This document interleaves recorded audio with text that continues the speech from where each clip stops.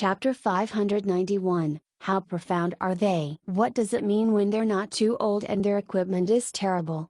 Southern Lone Blade could not fathom why Dusky Cloud would send such an advance force for. Was he trying to disgust his enemies? I don't know. All I saw was a bunch of kids. I didn't even need to use appraisal to know that their equipment is trash, Blackwater replied. As a veteran larcenist, he of course had quite the extensive research and knowledge regarding equipment. What are Dusky Cloud and his men thinking? Southern Lone Blade asked. I managed to run away as they don't seem intent on hunting me down, Blackwater stated. Dusky Cloud and the others did indeed have no plans to get to the bottom of things. The 10 Guild Alliance had numerous enemies here in Y City, and a stealth thief sneaking up on them was a common occurrence. They would seek to kill them off if they could seize them, but they would simply ignore it if they could not. There was no way they could accomplish anything with their lives if they had to contend with everyone that came near them like this. Thus, upon seeing how fast Blackwater fled, Dusky Cloud merely withdrew his men. The sudden appearance of a little thief sneaking up on them did not even register as a blip in their time here online. In fact, Dusky Cloud was more preoccupied with those rascals from before calling him uncle, especially that one who had a longer mustache than him. Should I continue sticking to Dusky Cloud, or should I keep an eye on those rugrats? Blackwater asked Southern Lone Blade for further instructions. Are those kids truly that terrible? Could they be intentionally wearing a bunch of trash equipment to obfuscate the truth? Southern Lone Blade speculated. They are really bad. You won't even believe how bad it is even if I tell you. There are even some players among the 26 that haven't reached level 10, Blackwater informed. Not even level 10? Southern Lone Blade felt that this matter was sounding more and more nonsensical as he learned more about it. The greatest advantage a player below level 10 had was that they were completely protected from being picked, so they obviously could not be picking anyone themselves. Could it be that someone found an exploitable loophole to this rule? Which one is it? I'm almost about to lose sight of them.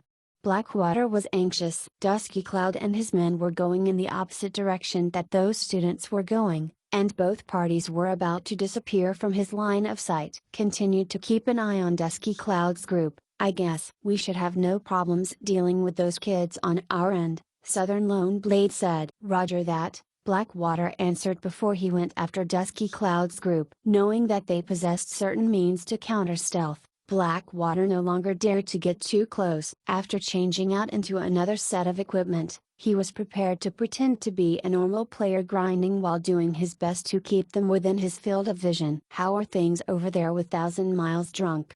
Southern Lone Blade asked Glue and the others. Haven't seen him show up since he left the spawn point, Glue replied. Okay. Big South, what do we do now?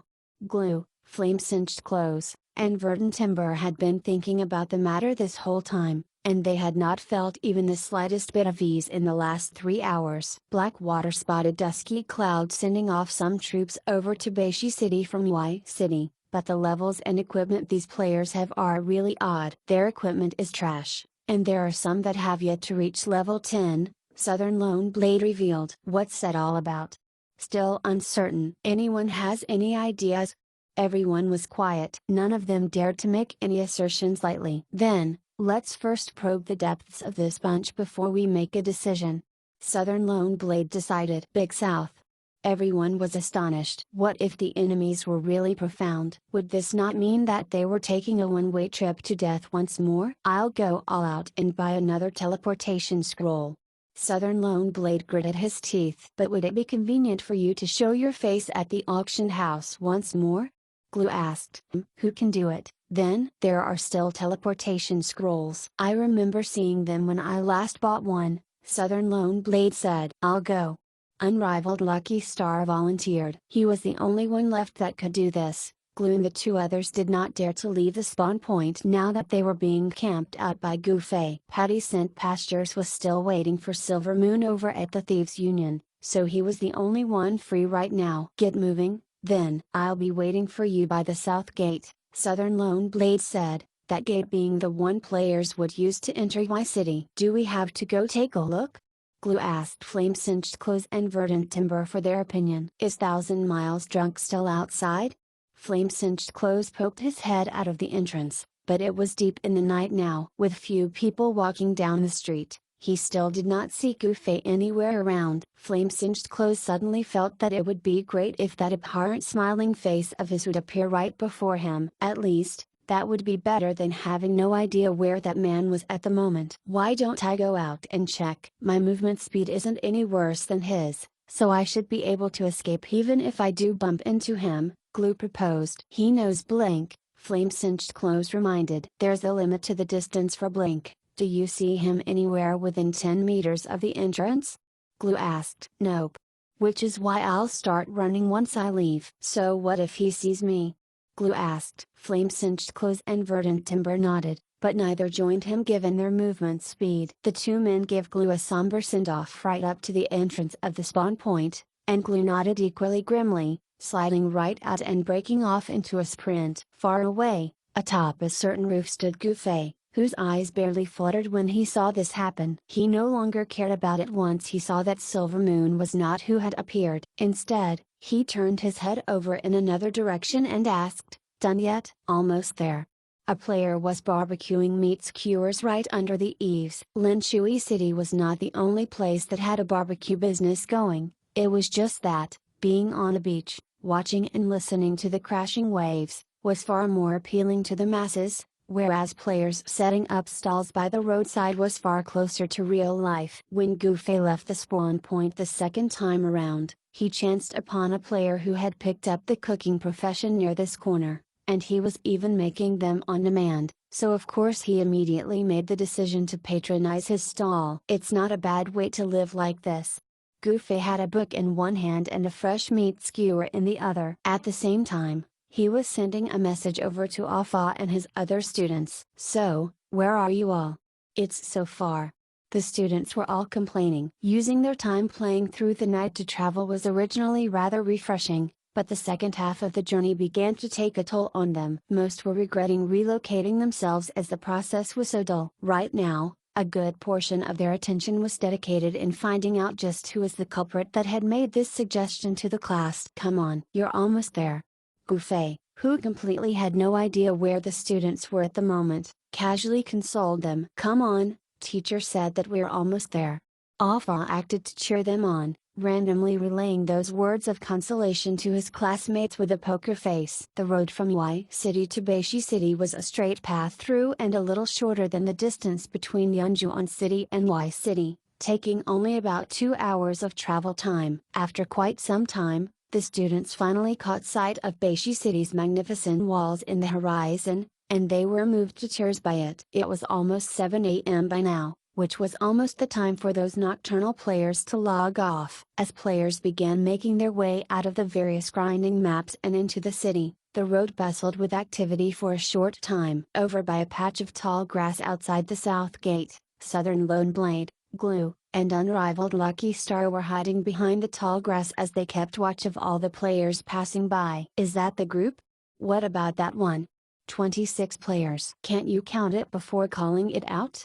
Southern Lone Blade was annoyed. "These people are all coming in droves, who's supposed to know who's together and who's not?" Glue was miserable. "They'll be coming from the main road," Southern Lone Blade said. "What about that one over there?" Glue casually pointed over to a group of players disorderly trudging along the main road. The mage taking the lead was carrying a banner. 1, 2, 3, 4. Southern Lone Blade carefully counted the group's number. 26. "That's them." Southern Lone Blade immediately hunkered down after he finished counting. At the same time, he checked if the three of them were hidden well enough. Meanwhile, Glue and Unrivaled Lucky Star were already carefully observing these players, studying to see what was so exalted about this group 4,000 miles drunk to invite them and for Dusky Cloud to escort them over personally. Mother of God! The equipment they have on them. Can I call them primitives?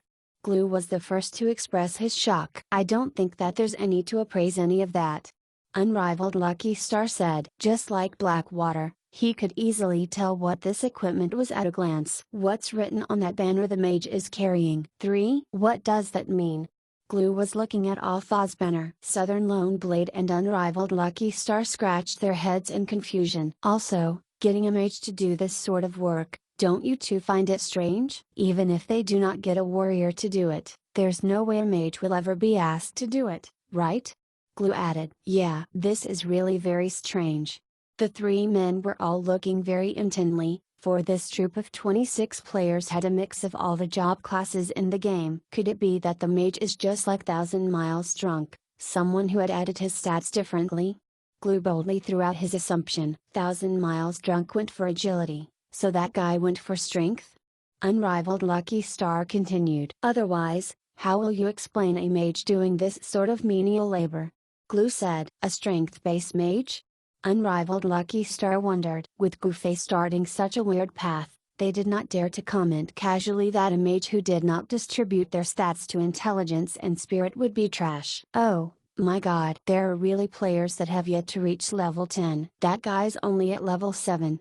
Glue was unable to resist saying this when these players stepped in the range of their appraisal spell and took a peek at one of them. In the end, he had hit the jackpot and uncovered a level 7 thief that did not even have all his equipment slots filled. He had clothes yet no belt, a headgear but no footwear. That's strange too, yeah? Even if one is new to the game, since they have so many companions, they shouldn't be this destitute that they can't even scrounge up a full set of equipment. Right? This is even more so since there's no such thing as level restriction with the equipment in Parallel World. Even a level 0 player might not have a lack of equipment, Unrivaled Lucky Star said. This was something he had said from experience, too, for they had once seen a level 9 player swagger down the street carrying a top-tier weapon, with a trail of robbers hot on his heels as if they had their eyes on innocent prey. Alas, that guy simply did not leave to grind, nearly leaving those robbers choking from their saliva as they watched their prey hold onto that halo of park protection. Finally, before that player even completed leveling up for him to be fair game, a majority of these robbers were already dead from infighting. This incident was what had made Southern Lone Blade refrain from hunting wild meat and why he had begun on the path of employment where he only accepted assignments from clients. "Do you mean to say that they are merely pretending to be weak to bait the strong?" Glue asked. "I'm not sure, but just look at how silly they all look." "Don't you just have that impulse to go up there and bully them all?" Unrivaled Lucky Star asked. Could they be fellow colleagues? Glue wondered. There were all sorts of methods when it came to the larceny business, and some robbers out there would use top-tier equipment as bait to lure out others in taking the jump on them before retaliating. This sort of situation would often happen after a team had successfully completed their robbery and was returning victoriously. With the item in hand and the park points earned in the process, they would become very lucrative targets. Thus, if a team stumbled on a dullard holding a top-tier weapon as they grinded alone, any responsible and prudent larcenist surely think to do the deed along the way. Unfortunately, more often than not, tragedy would strike once they acted on the said thought. This sort of larceny method was the hit and run sort, where they would not keep an eye on a single target endlessly. Success or failure hinged on that one encounter. That was why the person committing this act would change their location after every attempt, committing crimes as he or she went. Working hard to exploit and rob other larcenists, this was the sort of larceny method that even larcenists themselves reviled. As for this group of youngsters before them, while none was showing off any top-tier equipment, that look of hopeless stupidity they shared was exceptionally tempting. It might very well be some sort of new approach toward larceny. Larceny also demanded survival and sought for new developments. After all, how could new approaches and school of thoughts not exist? Big South, what do you think? Glue and Unrivaled Lucky Star were discussing this separately, while Southern Lone Blade remained non-committal, merely watching the 26 players stride right past the three. Southern Lone Blade was still mute. Twisting his mouth toward a certain direction, he indicated for the two to take note of something over there. The two turned their gazes to look and saw another bunch of players, about a dozen or so, moving and acting dubiously as they gestured and pointed at the 26 players passing by. However, none of them were hiding in the tall grass like Southern Lone Blade and the others but was, instead, standing out in the open as they ridiculed the 26 players. The three men exchanged glances. There was never a lack of people who would bully others for their enjoyment, and there was an exceptionally large number of them online. For this bunch of hoodlums to appear out of nowhere, It was truly a gift from the divine. Southern Lone Blade and his men could now see just how profound these 26 players present were. The three men stirred as they unblinkingly watched what these youngsters would do. How would they react? Would they change their equipment? What magical use did those under level 10 players have for this park? This was a question that Southern Lone Blade was particularly concerned about. Hey, hey, hey, hey, hey. These heys were not Glue calling someone but his exclamation. Instead, not only did these 26 players fail to react to any of those people blocking their way and goading them with insults, they even took a detour by circumventing them. No way. To actually show such self-restraint, youngsters nowadays sure are something. Glue sighed in awe. They were clearly just minors. Was it not said that children nowadays were all too familiar with the law of the People's Republic of China on the protection of minors, so they were very legally conscious and acted very rampantly? It appeared that the media and the internet were full of nonsense. Nevertheless, this situation remained unresolved, for those shady players worked together not to let them pass. Seeing the 26 players attempt to go around them, they actually chased right after them to pester these children. One of the archers in the troublemaking group even fired off his homing projectile with the intention of teasing the young girls among the 26. This is too outrageous. How can they continue to stand this? Glue was dumbfounded. It was obvious that they could not, as all the 26 players glared furiously at their harassers and loudly chastised those men. Unrivaled Lucky Star, who was also made agitated by this, almost leapt out from the tall grass as he said, "The strength mage is about to attack." Though it is a surprise attack. They watched as the mage holding the banner kept it and moved himself to the side before suddenly pulling out a magic staff while no one was looking and raising it in the air. The heaven-earth combination of descending wheel of flames and blazing tree of 1,000 inferno was cast thusly, and the spells landed upon his enemies indiscriminately. Unfortunately, it looked as if those people being subjected to the spells were barely affected by them. A warrior stomped through the sea of flames and thrust the claymore forward. "Where's that mage?" Unrivaled Lucky Star asked. "Looks like he got smacked away." Glue missed his eagle eye. If he still had that passive skill, he would surely be able to see where the mage had ended up flying. "What's the situation?" Unrivaled Lucky Star was in a daze. What else could it be? Just a bunch of noobs. Southern Lone Blade snapped. That surprise attack was quite a success, yet none of those guys even felt it happen. Unrivaled Lucky Star muttered. Meanwhile, that surprise attack seemed to have acted like a catalyst, as both parties were soon caught in a battle after exchanging a few rounds of words. That troop of 26 players almost instantly became 23. Southern Lone Blade did not see any magical use of park protection, but those players under level 10 were tossed aside as if they were outsiders, and all they could do was wave their heads in the air frantically as they cursed and yelled at the transgressors. The remaining youngsters caught in the battle were clearly no match for these scoundrels, and they were all beaten soundly the moment they came forward. However, no one retreated in the face of these impossible odds, and everyone very consciously protected those girls in their midst. "Fuck, I can't stand watching this any longer," Glue said. "Yeah." Southern Lone Blade had already unsheathed his sword by then. Meanwhile, Unrivaled Lucky Star was beginning to confer his blessings to them all. Glue leapt out of the tall grass. Drawing his bowstring, he cleared his throat to speak. "Fuck, get down." Southern Lone Blade suddenly leapt out and pushed Glue back into the tall grass. "What the heck? What's that all about?"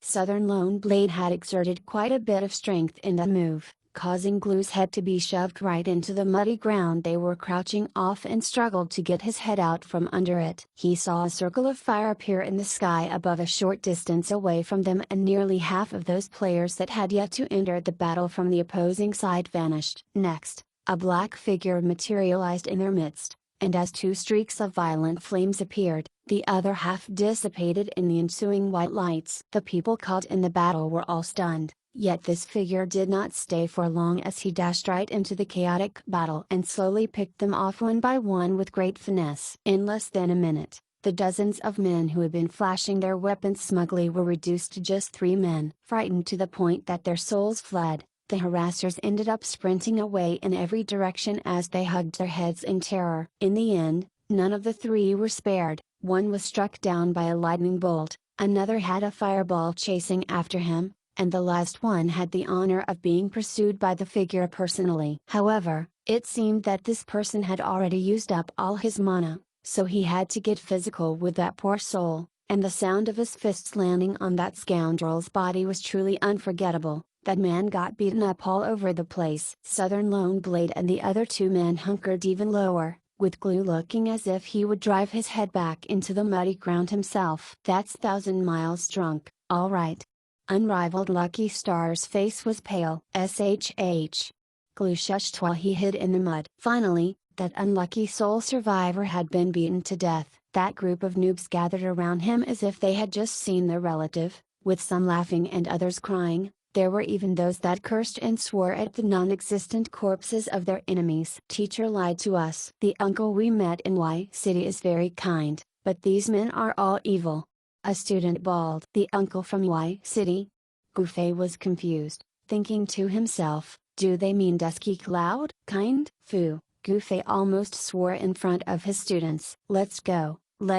Make our way into the city first," Goofy said. Instead, "Y, Zia, and our class rep got killed and were sent back to the city," a student mentioned. "It's fine. I'll get a teleportation scroll and send it over to them so that they can get here," Goofy said. "Then, why didn't you use that method to teleport us over here?" another student asked. "I'm not that rich." Goofy was piqued. "These students, all they want is to take advantage of me." He brought all the students into the city, and after a few moments, Southern Lone Blade, Unrivaled Lucky Star, and Glue revealed themselves from the tall grass. "Ah, damn it! Where's everyone? Why didn't they wait for me?" Suddenly, the three men all heard a voice that gave them a fright, causing them to shrink back into the vegetation. Sneaking a peek, they saw the very same mage who had attempted to stage a surprise attack on those scoundrels from before appear from the shrubs at the side while clutching his waist. All three men rolled their eyes in unison. Chapter 592, Level Doesn't Matter. Southern Lone Blade, Glue, and Unrivaled Lucky Star waited until everyone was long gone before climbing out of their hiding spot behind the tall grass. They exchanged glances. Those kids don't seem to be anyone with any sort of backing," Unrivaled Lucky Star remarked. "I think I heard them call 1,000 miles drunk at teacher," Glue added. "Teacher? Students?" Southern Lone Blade was stunned and thought the same thing as Dusky Cloud. "Bringing students to play MMOs, is this a subject that schools organize as extracurricular activities nowadays?" It was a false alarm. Glue began dusting himself off from the dirt and mud. Despite the entire ordeal being quite tiring, he was feeling rather contented with what had happened. At the very least, they were not in danger in any sense this time. Blackwater, the group that made their way over, isn't a threat. Stay over in Y City temporarily and continue to monitor Dusky Cloud and his men's actions. As their leader, Southern Lone Blade always thought one step ahead of everyone else. Dusky Cloud's gang seems to be preparing to log out. At the moment, those nocturnal gamers in the locality were starting to call it a night and were returning to the city to log out. "Okay, then you can call it a night as well," Southern Lone Blade said. "Alright, let's head back to the city." After messaging Blackwater, Southern Lone Blade called out to Glue and Unrivaled Lucky Star so they could all return to the city. In the meantime, the two were in the middle of retelling what they had seen and heard to Flame-Cinched Clothes and the others, as if it were all a joke. Of course, some of the more embarrassing deeds they did in the process were glossed over. "Haha, to think there's such a thing. What is 1,000 miles drunk trying to do? Open a kindergarten? Treat the kids as kings?" Flame-Cinched Clothes guffawed upon hearing everything. Even though it was hardly a hilarious matter, as long as it could be a source of ridicule toward 1,000 miles drunk, he would surely find it extremely funny. "Has Silver Moon shown his face yet?" Southern Lone Blade asked the two that were still camping out both spawn points. "Nope." The same answer came from both ends. "Silver Moon's no longer online." Glue, who had Silver Moon on his friends list, told the others this. "That scum's really lucky to actually not make his way to either safe zone." Everyone sighed. "Alright, we're all tired. Let's get some rest first. We'll talk about everything else when we next get online," Southern Lone Blade said. "Big South, that utopian magic staff." Everybody reminded him vaguely, Just what were they going to do about the magic staff? Should they continue and persist or abandon it? They were all hoping for a message of certainty, otherwise, their hearts would be weighed down by this huge burden. Let me think about it first to see if there's any solution to this.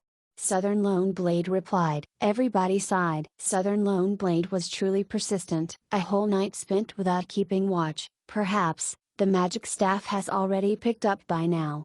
Relax, it's still there. Southern Lone Blade laughed. What? Everybody was shocked. I discovered our peers when I was staking out the place for the staff today, Southern Lone Blade shared. Do you mean to say that there's another team out there targeting this staff, too? That's right. They were there as well when Unrivaled Lucky Star went over to the auction house before, so that means that the staff has yet to be retrieved, Southern Lone Blade explained. What next? You guys should get some rest. I'll keep watch first, Unrivaled Lucky Star volunteered. It was apparent that Southern Lone Blade had already privately messaged him about this. Okay. The rest replied. Since the 3 players were already in a designated safe zone, they just logged out there and then. Southern Lone Blade and the other 2 deliberately passed by the auction house as they headed back to the city. Evidently, Southern Lone Blade and Glue would be in danger if they were to show their faces here. Keeping their faces covered would attract suspicion on them as they would be deemed as potential criminals. Thus, the 3 did not get too near the place. Southern Lone Blade and Glue hid themselves behind a wall while Unrivaled Lucky Star went in and circled around once before swiftly running out, nodding. They are still there. Southern Lone Blade laughed. This was indeed a good discovery. They no longer had to be the mantis stalking the cicada but the oriole. Instead, they might even have a chance to hoodwink Thousand Miles Drunk easily as well. Then, I'll let you keep an eye on them first. We're gonna log out and come by to relieve you when it's time. Southern Lone Blade said this to Unrivaled Lucky Star. Yeah, go ahead. Unrivaled Lucky Star nodded. They had been up all night, yet he still had work to do right now. Larceny could be a tiring job that went from dawn to dusk, and it was far more exhausting than how most players played the game. It was all because looting equipment from players was far more troublesome than robbing someone in real life. Southern Lone Blade and the others quickly went offline soon after. Young Masters Elite, Svelte Dancer, Vast Lushness, Fireball, and the other characters all logged out one after another after busying themselves the entire day as well. Meanwhile, Gufei, who was known for his short sessions in Parallel World, had yet to find a chance to call it a night. His students had just arrived at Beishi City and had all just witnessed their teacher instantly killing dozens of players at one fell swoop. Each of them was excited, pestering him with all sorts of questions, annoying him to the point that he felt himself about to have a breakdown. Furthermore, the 6 rascals that had only joined the game today were all the more insistent as they asked him for equipment, having learned from their peers about their teacher giving away equipment when they started playing the game. They believed that he should treat everyone impartially and play no favorites to this end. However, Gufei's warehouse had practically been emptied out after that last gifting session, and his last grind on monsters had been before he left with traversing 4 seas for their guild quest. Why would he have any sort of collection this time? Stop with your clamoring. Gufei bellowed at those students. Do you take your teacher as a shop? I've already given away all my equipment last time, I don't have anything now. If you don't have equipment, give us some coins so we can buy equipment ourselves. These kids were not giving up so easily. I'm out of coins as well. Gufei replied. All his money was on Sword Demon's tab. Teacher's a liar. Someone pouted. It said on the forums that you had sold your sword for 20,000 gold coins. Why would you be out of coins?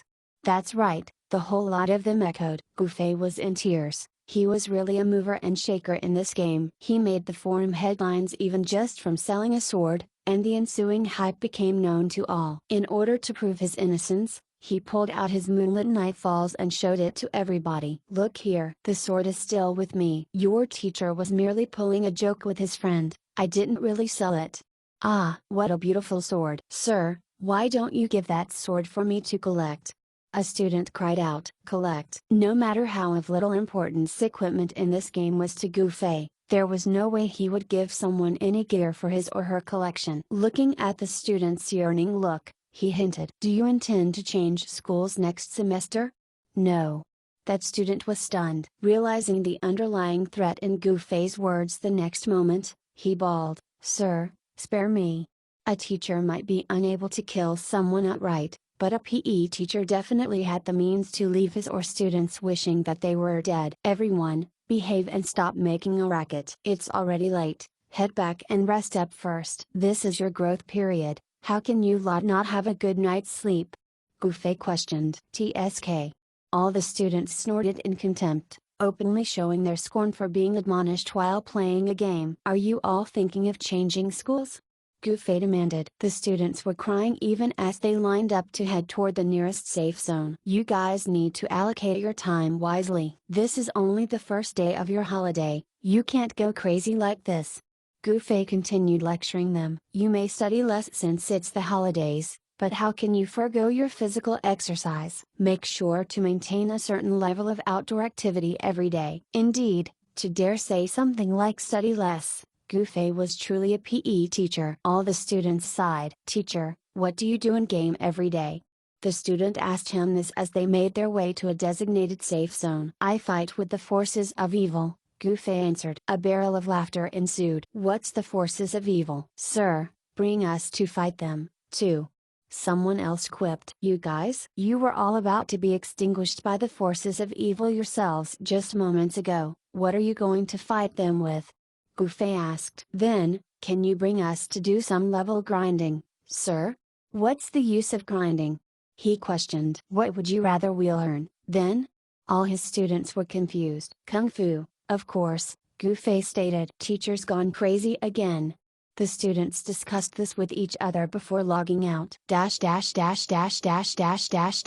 sleeping to recover his vigor, given how Gufei's sensitivity was well beyond an average person's, he distinctly felt that this sleep had not completely eliminated his lethargy from playing all night last time. People would often disregard this, but Gufei, who was accustomed to intense sports, could clearly tell just what sort of effects burning the midnight toil playing a game brought. Simply put, since he had not enough sleep to recover from fatigue, his body was not back to its peak state yet. "I can't go on like this. While there's no problem with playing more right now since it's the winter holidays, I can't keep pulling all-nighters like this. Besides, with 20 or so students of mine tagging along, I'll need to be a role model to them. I must let them see what it means to have a sensible time management." That was the thought Gufei had in mind as he quickly logged into the game. "Sir, why are you only logging on now?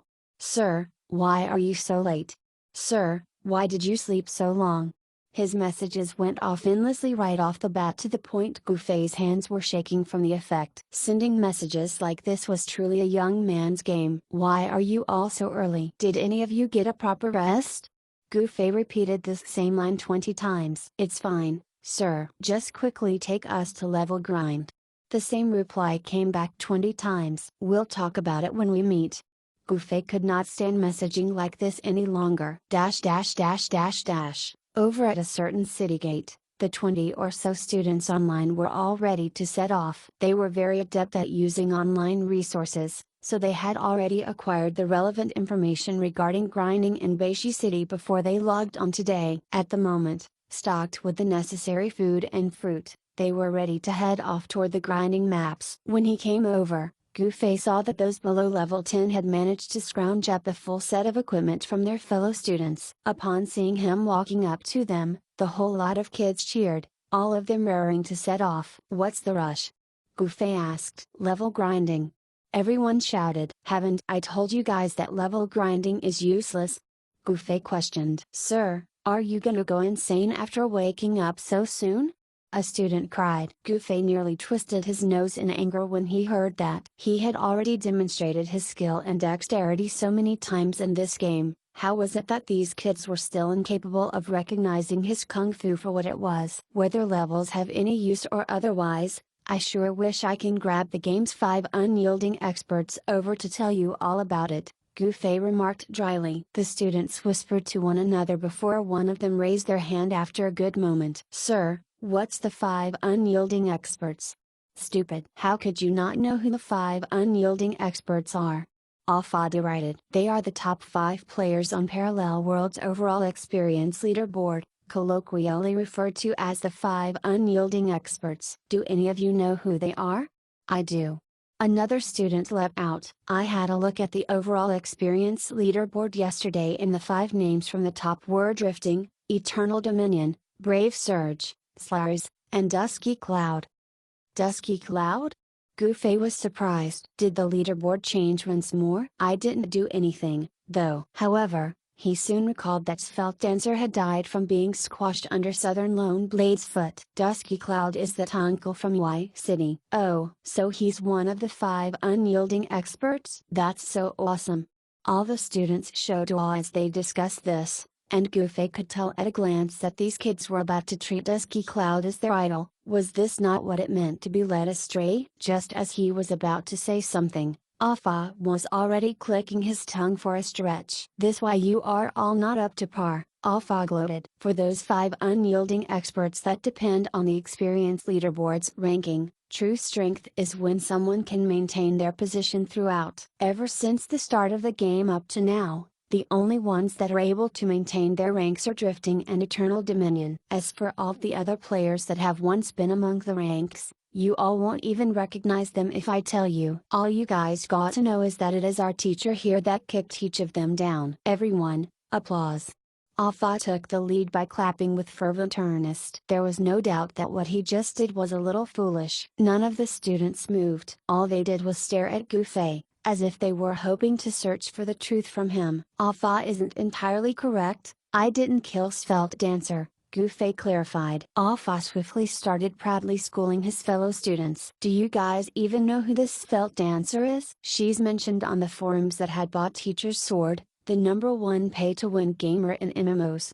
Alpha might not be particularly capable, skill-wise, when it came to the MMO community, but he could also be considered as a veteran in the area." Everything he had said about those things were all clear and logical. "Then, there's also Uncle Dusky Cloud. Hey, I bet none of you guys know that he can be so powerful today, all because teacher went over to Y City back in the days and helped him defeat the evil guild. Past deeds, helping him become the boss of the city," Alpha divulged further. These events were no longer a secret, and the other students were unaware of it purely because they did not have as much of a fanatical enthusiasm toward Parallel World as him. There were even some of those other students whom he had initially pulled into the game that had no idea what the term pay-to-win gamer meant. "Sir, so what's your rank in Parallel World?"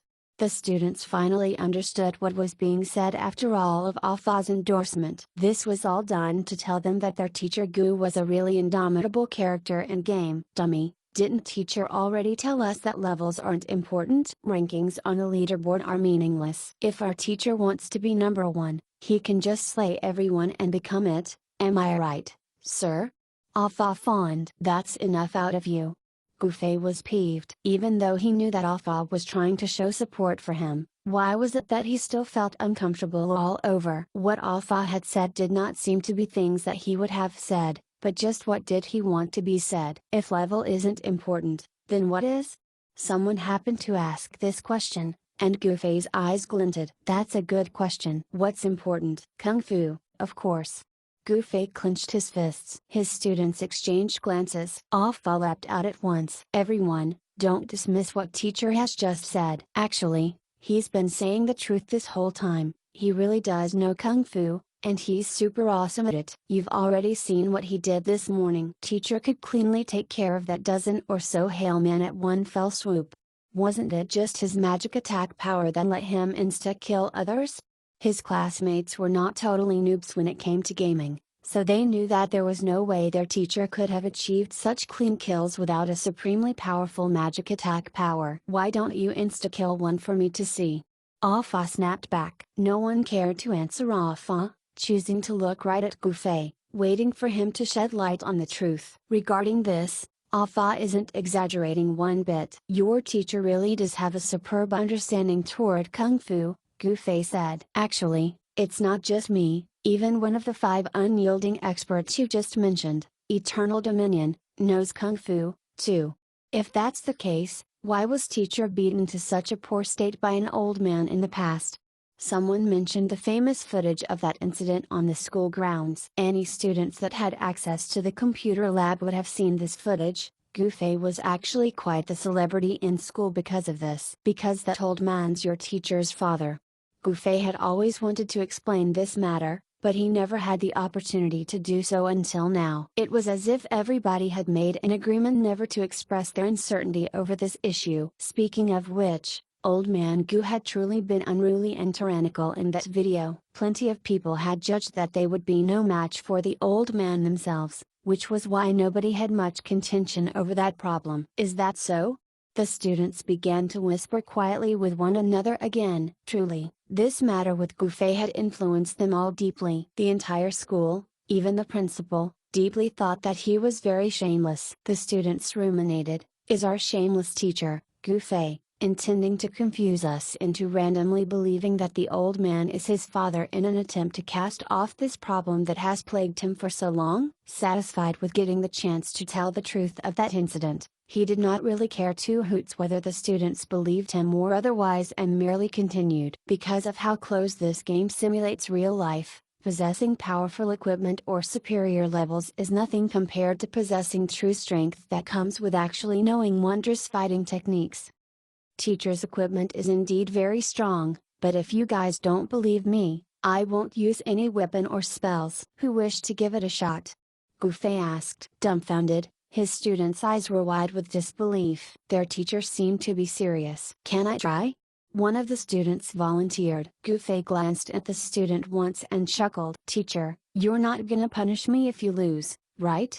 The student was still rather hesitant. I'll punish you if I win, so you'd better make me lose. Gufei beamed. Then, here I come.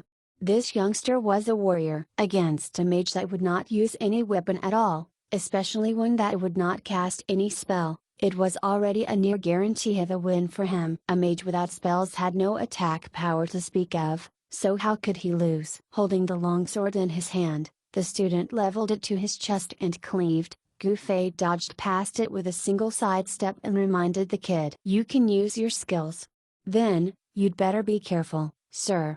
The boy shouted, backhanding his longsword as he came slashing through. Gufei could already tell that he was about to use Cyclone, as that was the mistake most newbies would often make. He reached into his dimensional pocket and got out an apple. Weighing it in his hand for a moment as he looked intently at it, he then threw it abruptly. The damage from Cyclone did not come from the weapon alone, even the gust in the torque motion would similarly deal damage. Throwing an apple with such a small verdict would be impossible to interrupt the Cyclone, but Gufei's target was never just that, and that apple he had thrown accurately righted on the tip of that student's longsword, instantly splitting it into two as it went flying up and down respectively. The top half spun along with the Cyclone and was instantly shredded to the point that juice spurted all over the boy's face, while the bottom half fell exactly where the boy was about to step on as he spun. This immediately caused that youngster to slip and fall backward. Chapter 593, A Lesson in Fighting Monsters. Since this boy who had slipped and fallen to the ground did not know what had happened, he checked himself in a daze,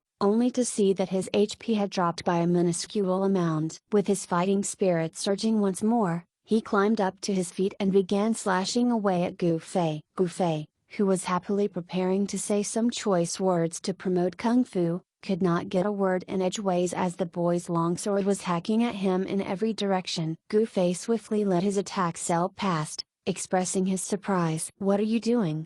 The boy came to a halt and quickly sheathed his sword. Are we done fighting? Are you looking to kill me? Gufei was angered. The boy scratched his head. But I've still got plenty of HP. Gufei was vexed. Isn't falling to the ground enough for you?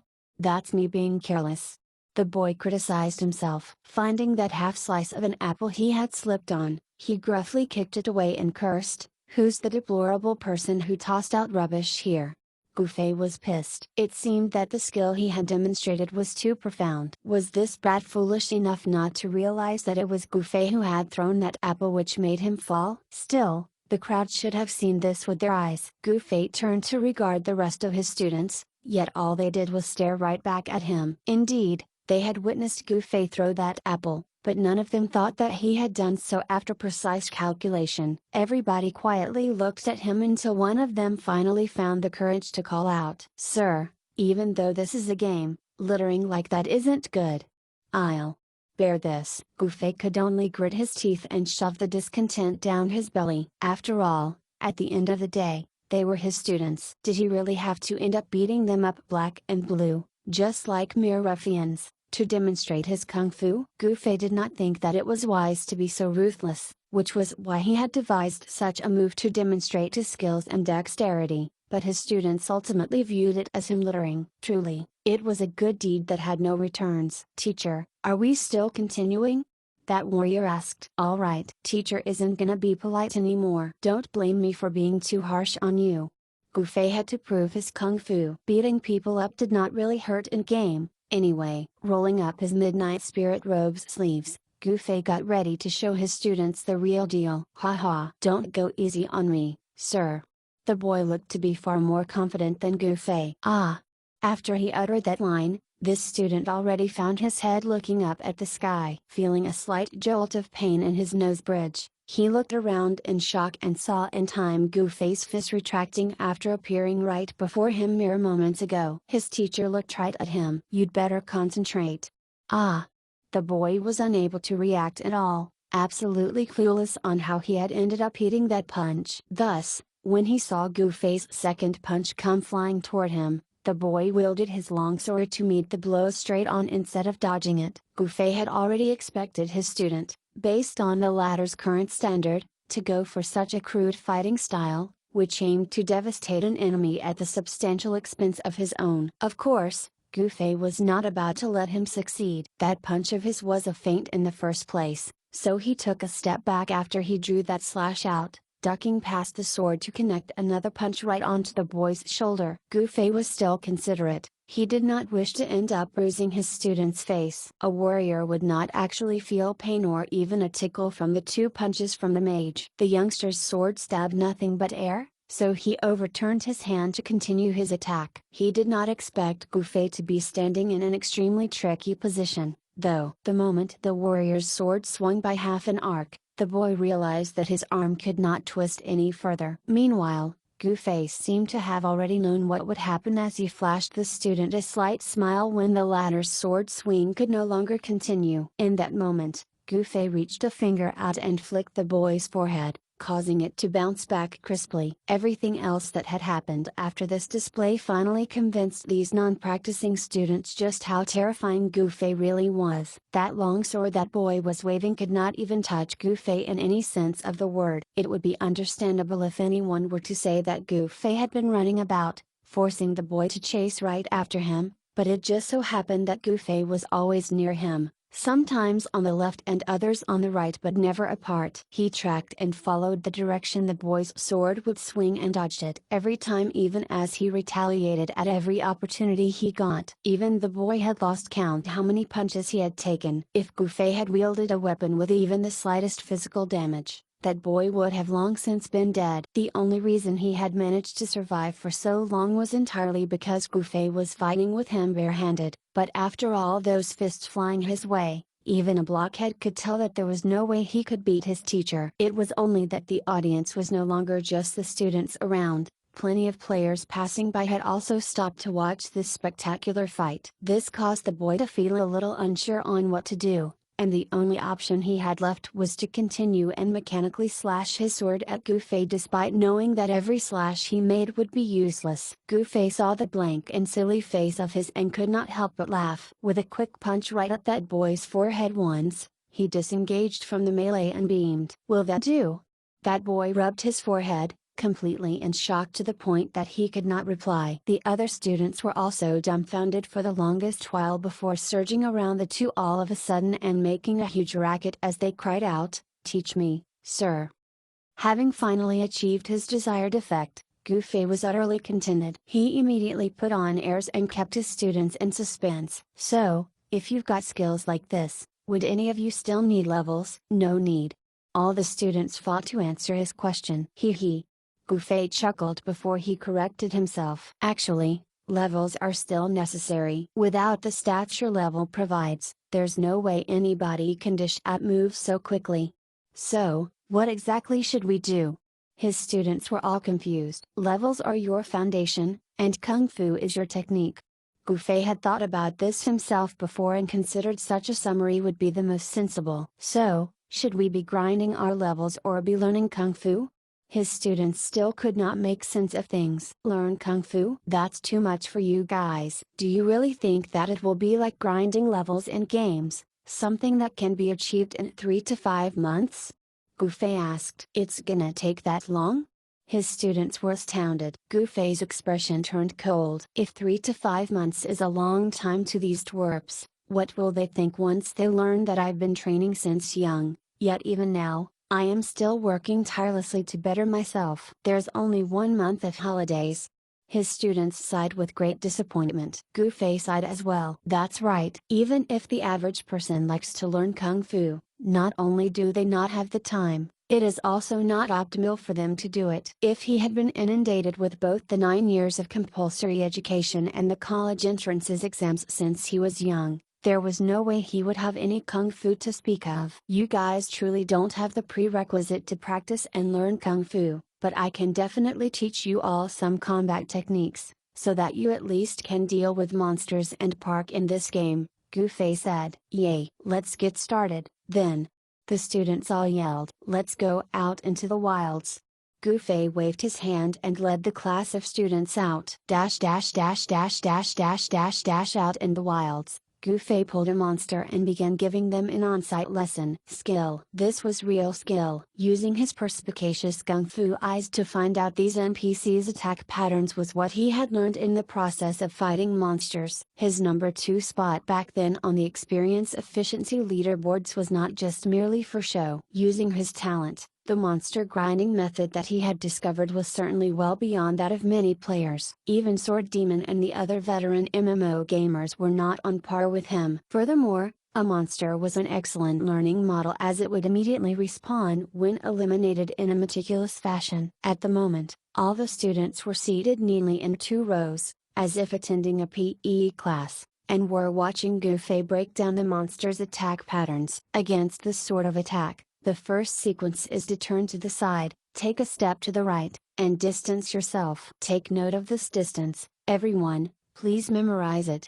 Gufei flicked his sword and insta-killed the monster before repeating the same sequence of actions of turning to the side and taking a step to the right twice. Alright, everybody, get up and follow me to do this once, Gufei said, clapping his hands to instruct his students to stand up. Turn to the side. Step to the right while taking note of the distance. After he finished his step, Gufei turned to check if the students were making the same step, correcting several of their mistakes in the process. Yup. Just like that. One more time. Turn to the side and take a step to your right. Not bad. Gufei was completely engrossed in the lesson. Okay. The second sequence here is the counterattack. The counterattack will be a little different as it'll depend on what sort of weapon everyone uses, and that requires targeted exercises. Everyone should split up according to their job classes. Priests can be together with mages, archers. If you want to keep to your ranged attacks, please go and practice CS1. Alright. Everybody should first practice that first step I've shown you before. I'll personally take each group and instruct them individually on how to counterattack. Gufei went about each step as he taught these students how to retaliate, according to the length of the weapon used, and the method of attack. Alright. Now that everyone has gotten a good grasp of the counterattack, let's link these 2 parts and do it once over. There's a detail here everyone needs to take note, and that's joining the first and second parts like this is only done to make it easier for everyone to practice. In truth, these 2 parts should be done all at one go, so perhaps we should not be calling them 2 sequences if we want to be very technical about it. It will be terrible if everyone is still counting the sequences during actual combat. For subsequent practices, everyone should give up the habit of compartmentalizing it like this. Both sets of actions must be treated as a whole when executed. Is everyone clear? Got it. The students dragged out every syllable when they replied. Okay. Stick to your separate groups. I'll be taking the warriors once more, the other groups may try things out on their own, Gufei said as he went to join the warrior group to help them practice. After going through the sequence of actions with the warriors several times, he instructed them to continue their practice on their own and ran over to the thieves group, followed by the knight students and then went down the line right after. Alright, now that everyone knows how to use their respective methods, we can all practice as one. Gufei stood right in front of all the various groups and gave this directive, occasionally correcting the mistakes his students made. Sir, we're very familiar with the moves already. Can we train with actual monsters now? Gradually, some of the students who had become more proficient with what they had been taught began to look forward to the actual combat. Are all of you familiar with it? Gufei asked. Yes. It was yet another dragged out reply. Well, if that's the case.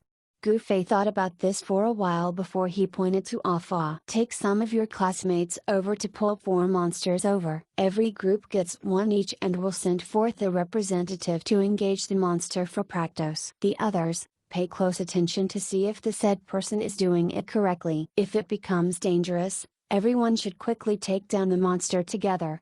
The students followed Gufei's directive and began to train with monsters. At first, accidents occurred often, but through thorough practice, each of them was able to grasp this fighting style slowly. Once Gufei saw that they were all doing sufficiently well, he suddenly moved to clean up the 4 monsters himself before he clapped his hands to gather everyone anew for a fresh batch of lessons. I believe most of you have also realized that this method of fighting style will only be the most common attack patterns that these monsters use. In reality, the monsters will sometimes use different attack patterns. I saw that a lot of you guys merely chose to bear with the brunt of the ensuing attack when it happened, waiting for the monster to return to the attack pattern you've learned. But, Gufei pointed to 3 students as he continued, the 3 students, Wang Shuang, Zhang Fan, and Huang have done rather well. They noticed that this method of dodging and counterattacking can also be used on the different attack patterns of the other monsters and just requires some minor changes. So, I shall demonstrate these for you. A whole 2 hours passed, and Gufei finally ended his lecture on the entire set of fighting routines for these level 30 monsters. Every student had different levels of understanding and athleticism, each grasping at varying degrees, but no matter how much theoretical knowledge contained, everything depended on whether the students themselves would work hard and practice after. Alright, that's it for today's lesson. You guys can use this style to grind your levels, and tomorrow's lesson will be on how to fight against the level 35 One-Eyed Hunter. The One-Eyed Hunter has high agility. There's no need for players that don't have over 20 agility to turn up since you won't be able to use this style. These students can join me to learn how to take on the level 35 Lumberjack monster the day after. That monster won't require players to have much agility using this style. Gufei concluded what they had done for the day and a preview of the next lesson's content. Ah, sir. A student, who did not have over 20 agility, immediately voiced out his opinion. Doesn't that mean we'll fall behind by a whole day? Yeah, they can take on level 35 monsters tomorrow after class, but we gotta spend that day with level 30 monsters, instead. That's right, sir. Since there's already a method to take on level 35 monsters, why don't we learn that to start with? What's the point of learning the level 30 monsters? Already thinking about running before you even learned how to walk? Don't you understand what step-by-step means? Didn't you see that plenty of your classmates were struggling dealing with level 30 monsters? Gufei asked back. Of course, they'd be struggling, they're not even level 10, a student muttered. Actually, not only were they struggling, those students did not even engage the monsters. Had it not been for the others helping to take care of them, they would have probably died countless times during this practice session. Gufei gathered all these students before him and earnestly addressed them. Look, the handful of you are representatives of being too low level, which is equivalent to lacking a solid foundation. There's no other solution to this. All you can do is work even harder and level up as fast as you can in these 2 days before joining everyone with their grind. Otherwise, all you can do is watch everybody train while all of you mooch off EXP on the side. Sounds really boring, don't you think? Nope. I think that's pretty good, one student mischievously answered. Without being self-motivated, there's no way you can make anything out of yourself. Gufei regarded him with derision. Gufei felt a real sense of accomplishment when he saw these students use the routines he had taught them to slay monsters, but he did not forget who he was. Looking at the time, he called all the students. Alright, practice everything you've learned in the next hour, and you can all log off to rest once it's over. Ah, sir, there's no need for that. We're having holidays now.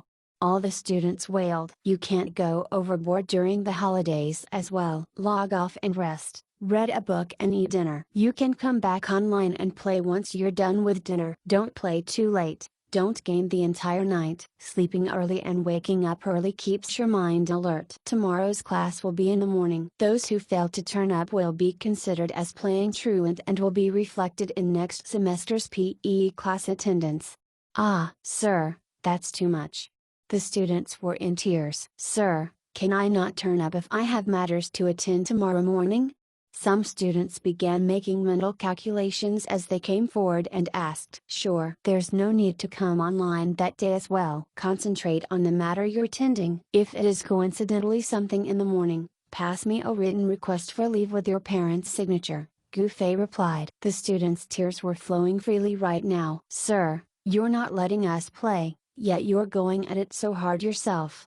The students were all protesting. I'll maintain the same schedule as everyone, so everybody can monitor me, Gouffet said. Tears were streaming down their cheeks. What's the point of monitoring you when we can't record your attendance and deduct you based on your conduct? Alright, enough with your nagging. The time you spend arguing can be better spent grinding on monsters. You guys will soon discover that, with the method I've taught you, an hour of grinding is all you need. It will really be too much if you continue grinding through the night, Gouffet said. The students took this claim with a pinch of salt, but they no longer had any other choice regarding this matter. All they could do was search for their monsters to grind under Gouffet's watchful gaze. Gouffet walked around, leeching off the experience points from his students' efforts even as he corrected their mistakes. When he was in high spirits, he would even personally demonstrate a few techniques that were of higher difficulty, giving the much savvier and quick-witted students even more avenues to improve themselves on. This hour went by really fast, and at the end of this session, the students were all surprised to find that it was exactly as what Gouffet had said. The efficiency of this 1 hour of grinding was exceptional.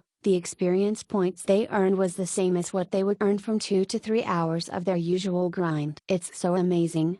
They were all astonished. What's so unique about this? A student skillfully demonstrated what they learned today. If we were to grind for a whole day in this fashion.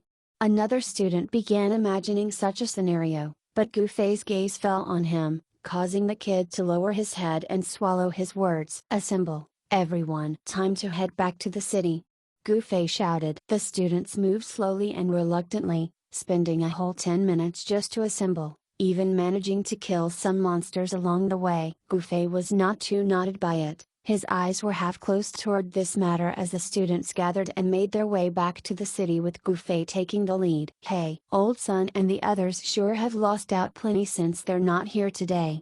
The students were chattering with one another animatedly on their way back, feeling sorry for all their fellow classmates that were unable to get online today. For those students not here, make sure to teach them what they've missed when they get online, Gouffet reminded the lot. Yes. They obediently nodded. Reaching the spawn point, Gouffet escorted all of them to log off. All were in tears again, for if their teacher were the last to go offline, who would know whether he truly logged out or otherwise? Should they all get online again for a surprise spot check? Their teacher would most likely claim that he was the one who had managed to catch them sneaking back online to play the game, instead. In reality, Gouffet was not as shameless as what these students had thought. Upon seeing that all his students had logged out, as a man of his word, he went offline soon after. As a result, the ones who had suffered the greatest torment was Southern Lone Blade's team again. Given that Southern Lone Blade had Gouffet in his friends list, seeing the latter come online was akin to the Seven's greatest nemesis coming online. They were all on high alert, watching their surroundings, afraid that a streak of glowing flames might just descend on them from the skies above or a black figure might suddenly appear right in front of them. Everything red or black left the 7 men's hearts beating intensely. However, what made it all the more excruciating was that, despite all their scares and alarms, from the time Gouffet came online until he logged out, nothing happened. That guy, just what is he up to? The 7 were distressed. Yet another day where the buyer of that magic staff has not shown him or herself.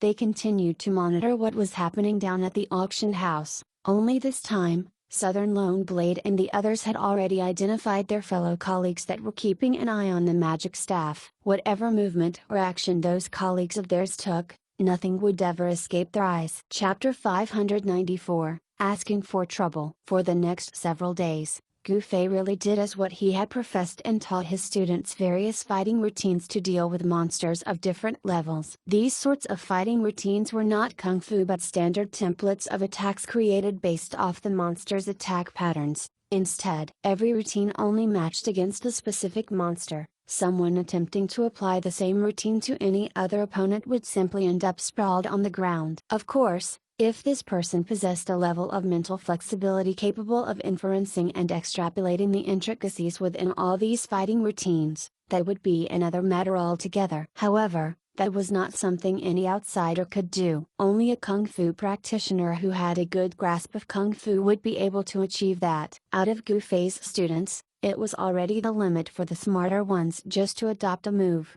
which required them to take a step on the left and attack on the right, into a reverse move which had them stepping to the right to attack on the left. This small change might pay off against a rigid AI, but it would be far from sufficient when pitted against a fellow human being in actual combat. Nevertheless, Gufei was already pleasantly surprised that his students could achieve this. He had never seen his students this enthusiastic in learning before. If they were somewhat reluctant and forced when learning that first day, all his students now began to show proactiveness after tasting the fruits of their labor by utilizing Gufei's fighting style. Many of them began to scour for information and do their own research on the monsters they'd needed to fight before consulting Gufei about how they should be taken care of. Gufei had mainly been depending on bounty mission to level up this whole time and was merely sporadically grinding on monsters, so the monsters he had hunted did not amount to many. The types he had inculcated his students about were the one he had come across in those few times he had grinded, which was why he could provide such a developed fighting routine for each of them. Thus,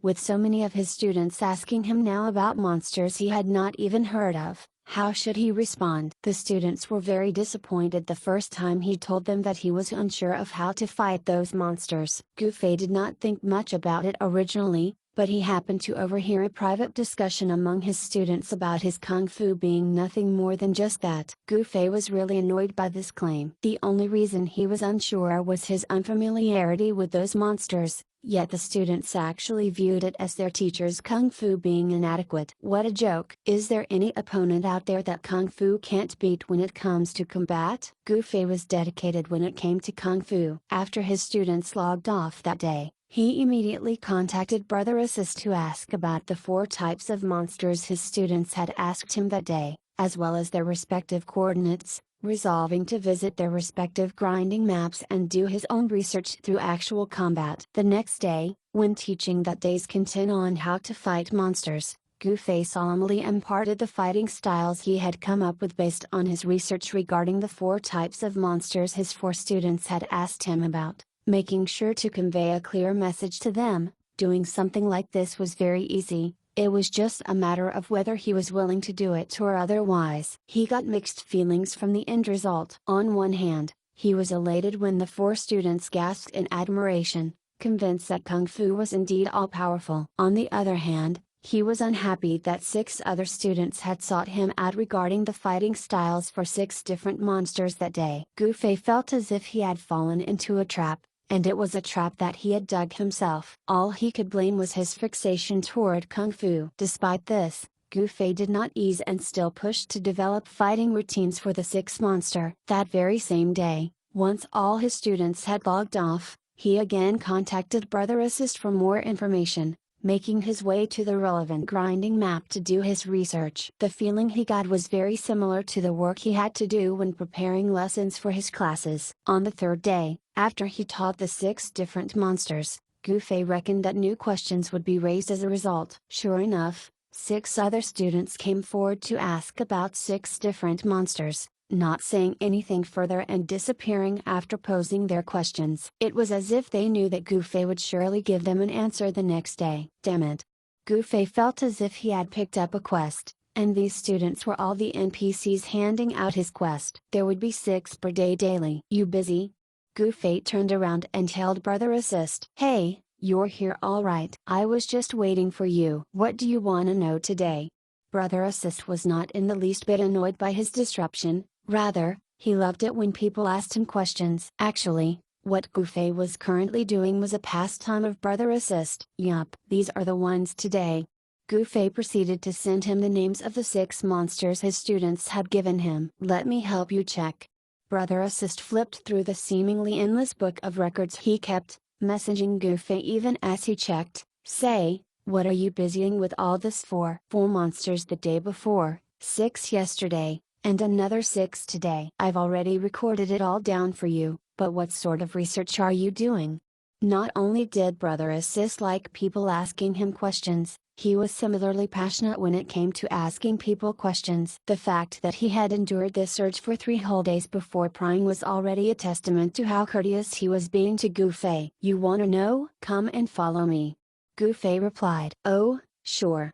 Brother Assist was of course more than happy to oblige. Gufei nationally did not resent it. When given a choice between heading to the library to look for information himself or having a portable library with him, he obviously preferred the latter. The two set a place to meet. Brother Assist gathered the information Gufei needed as he made his way over. The 3 main details Gufei needed were the level of the monsters, their form of attacks, and their spawn locations. Here is what you wanted. Brother Assist was thorough with his work. Putting everything about the 6 different monsters down on a piece of paper, he handed it over to Gufei the moment they met by the city gate. Thanks, Gufei said as he took it and glanced through the information. If we head this way, the nearest to us will be the wilderness guest. Brother Assist pointed to the 3rd monster on the paper. Okay. Gufei nodded. So, tell me, what are you doing asking me for this information every day? Brother Assist asked even as he led the way. I'm researching the fighting styles for all these monsters, Gufei replied. What's the point of researching all that for? Brother Assist found it to be strange. The monsters Gufei was asking for information about were too low level, completely unsuitable for him who was already above level 40. Gufei heaved a sigh and told him everything about how his students had made their way over to Beishi City to find him. Even though Brother Assist knew that Gufei was a teacher, he still thought that it was a little awkward for a teacher to play MMO with his students, but at the moment, he was far more interested in what Gufei had told him. His research to take on these monsters with high efficiency. Just how efficient is it? Brother Assist asked. Have you forgotten? I used to be ranked 2nd on the leveling efficiency leaderboard. Gufei felt that this was enough to convince Brother Assist sans the use of any specific data. Oh, yeah, I even remember that the number 1 on that leaderboard was actually Fleeting Smile. A priest ranking 1st when it comes to efficient leveling was just too shocking. Speaking of which, is he still talking about wanting to rectify you? He's been troubling us for quite some time before, but he hasn't made any new move recently. Also, that guy's obviously a game company employee. I've already lodged a complaint about him, asking them to check, but I have yet to get any response. It's too odd. Hey, do you think they're done checking the matter and have already frozen his account? That'd explain why we haven't heard from him in a while. Hey, you have him in your friends list, right? Has he been online these few days? Brother Assist looked at Gufei as he asked this, only to see Gufei expressionlessly gazing right back at him. The man even halted his footsteps. Brother Assist sure is Brother Assist. Even his thoughts are so plentiful. Haha. I digress. What were we talking about again? Brother Assist laughed at himself awkwardly. I'm studying the most efficient style of monster grinding. You'll get to see it for yourself soon. Fleeting Smile is a game company employee, that's what he told me when I first met him, so I do believe it to be true. Besides, that guy's been online these past few days, yet he hasn't replied to a single message I send his way. Gufei answered everything Brother Assist had asked in a single breath. Hey. Brother Assist laughed dryly, too embarrassed to follow up with what Gufei had just said. The place the wilderness guest would spawn was indeed not too far from the city. The two of them came across this monster after exchanging a few words with each other. This monster's level 25, you got to go easy on it, Brother Assist reminded. Gufei smiled and nodded. When his hand came out from his dimensional pocket, he was instead holding a dagger. You're gonna use a dagger? The kid asking me how to fight this monster's a thief, so I of course need to study using a dagger to fight it, Gufei explained. Oh. Brother Assist nodded repeatedly. Thereafter, he very conscientiously asked, which monster did a knight ask for? Gufei saw through what he was after and chuckled. Brother Assist, just tell me directly if you're interested in learning this fighting style for any particular sort of monster. It just so happened that I'm free these days, so I can help you research them together. I am indeed interested in trying out your so-called efficient grinding. Brother Assist laughed. You'll see. Gufei pointed at the fourth monster on the paper. That one's requested by a knight.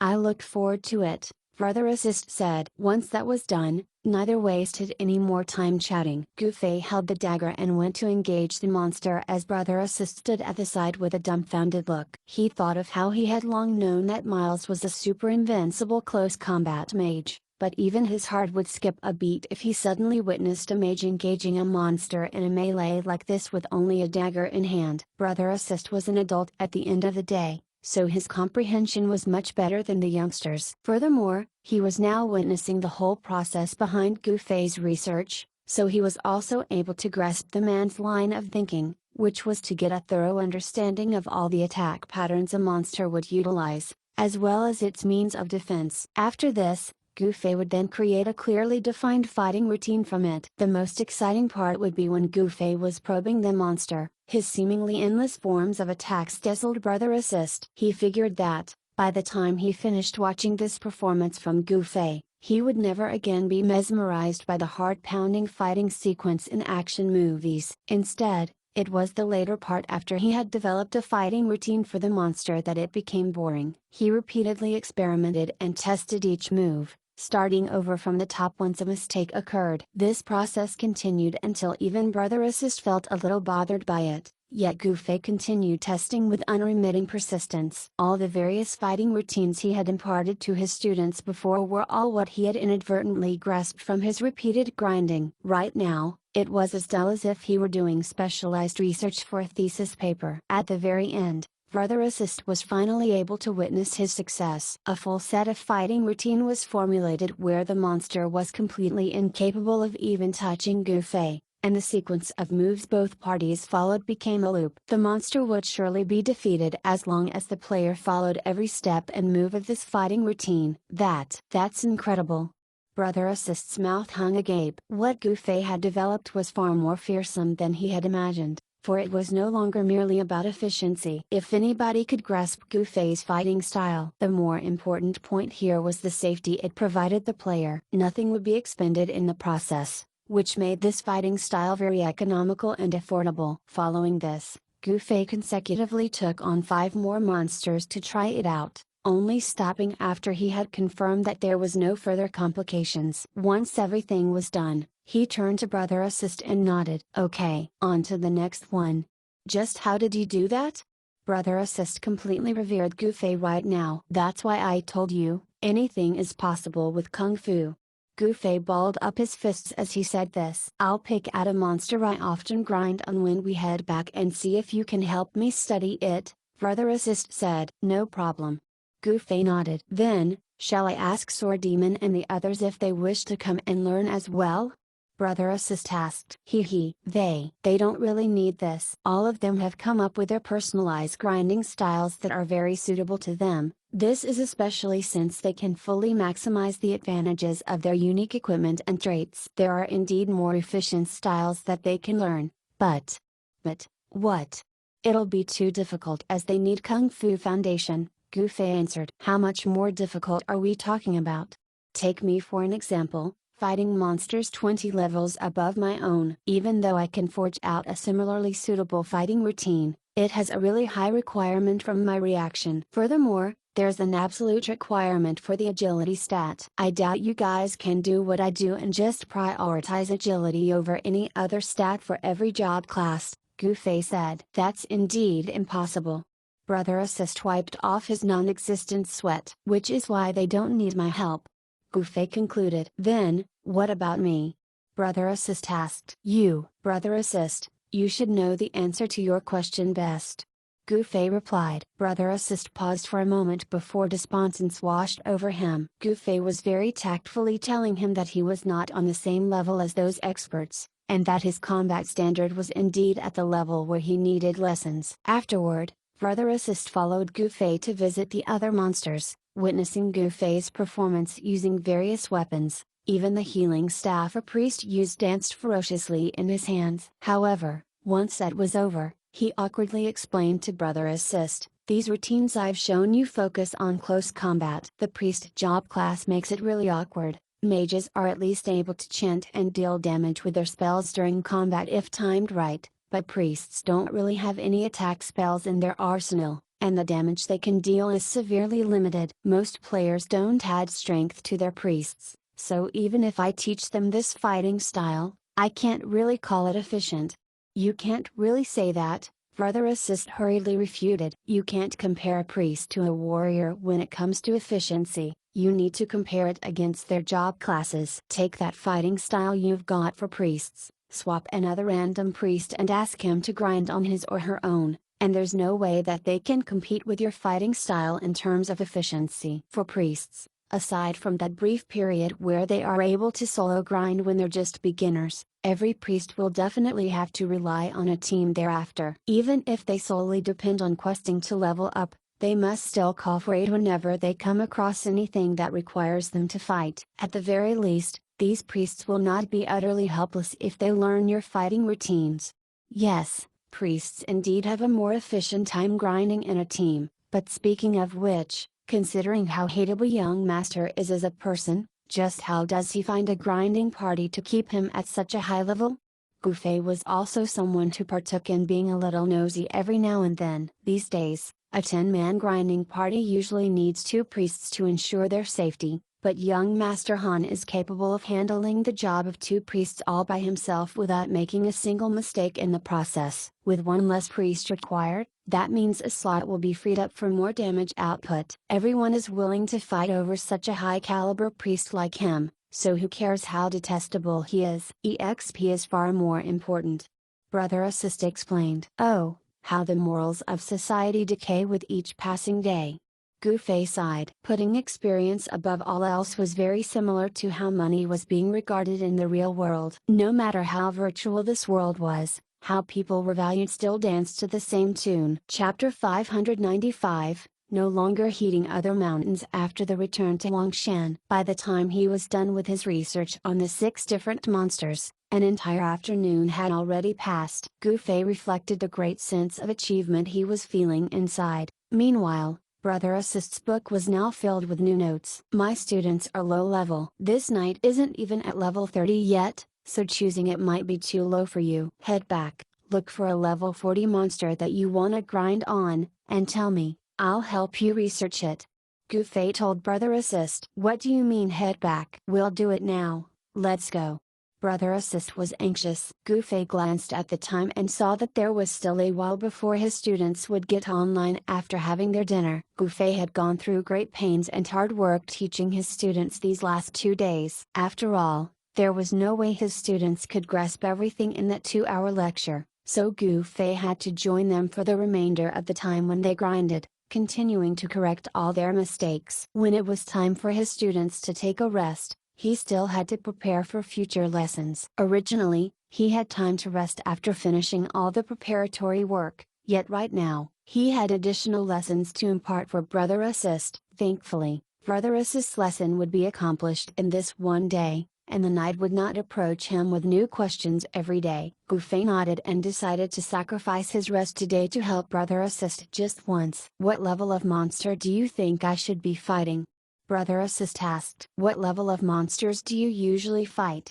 Gu Fei asked. "Level 45, but if we're talking about efficient grinding, I'll choose those around level 40, Brother Assist answered. Expert gamers would often choose to fight monsters 5 levels above theirs when solo grinding, and a powerful and skillful party could usually take on monsters 10 levels above theirs, but for players like Svelte Dancer that possess top-tier equipment, they could similarly take on monsters 10 levels above theirs alone. Only inhuman characters like Gu Fei would be ridiculous enough to take on monsters 20 levels above his. Furthermore, being able to kill a level 50 monster using the strength of a level 40 could not be considered as taking on over-level monsters. Even players with just fairly decent equipment could accomplish such a feat, The key was to ensure a level of efficiency when doing it. In the span of 1 minute, a player who might be capable of killing 2 level 40 monsters but could only manage to kill a single level 50 monster. Meanwhile, the experience from killing a level 50 monster was nowhere as ridiculous as twice that of a level 40 monster,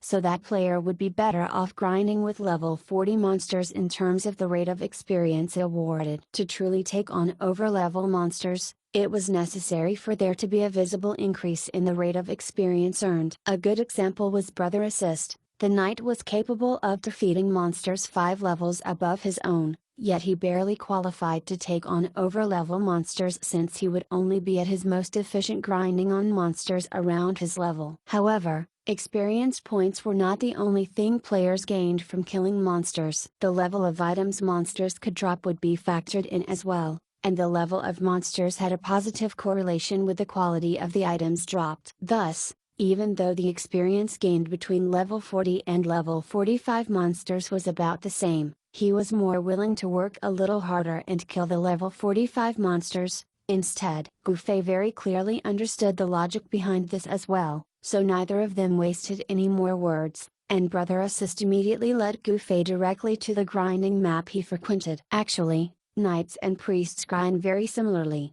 It was most efficiently done by them joining a party. A level 40 and above Dark Knight, however, would gain greater attack power after their job class advancement, and this one's support job class now had the wish to help out and contribute to the damage output of their party. Thus, they no longer needed to dedicate themselves solely to the management of bestowing blessings onto their party members but could, instead, actively brave the front lines at the first opportunity they got. This sort of half-heartedness of course left people feeling disgruntled, and that was because most of the players in charge of dealing damage had thought of themselves as the masters, treating the support players as no more than servants. For a servant not to properly serve to the needs of the masters and actually dash forward and fight over monsters with their masters, how could any of them bear it? Besides, knights were, honestly speaking, just a booster of sorts and were not something necessary like priests. Their grind might be slightly slower without knights in the party,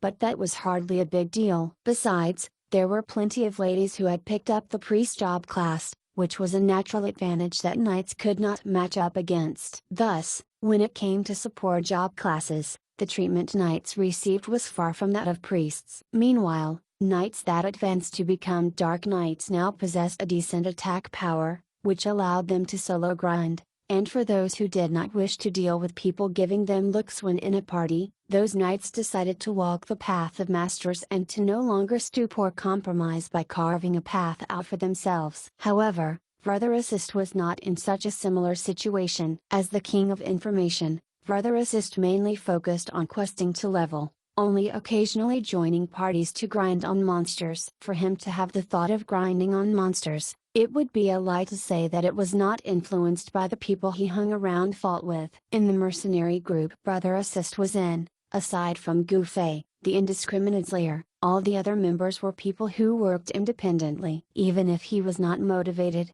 there was no way he could not think to improve himself when hanging around such teammates. So Brother Assist slowly began to feel embarrassed whenever he found himself figuratively getting carried whenever they were in a fight. The monster Brother Assist was currently grinding was the campfire patroller found in Beishi City's wilderness camp. Their level ranged from 44 to 46, and their job class was that of a warrior. Every campfire patroller used a one-handed sword as their weapon. They also carried torches in their offhand, which acted as weapons in combat, allowing them to inflict the burn effect that caused gradual damage if they made contact with their targets. It was a particularly nasty monster for players to deal with. Nonetheless, despite its nastiness, the level 45 monster was already a pretty good selection as far as solo grinding went. This game's design made it evident that it encouraged players to form parties and play as a group, since the higher the level of the monsters, the more they would form packs of 3s to 5s,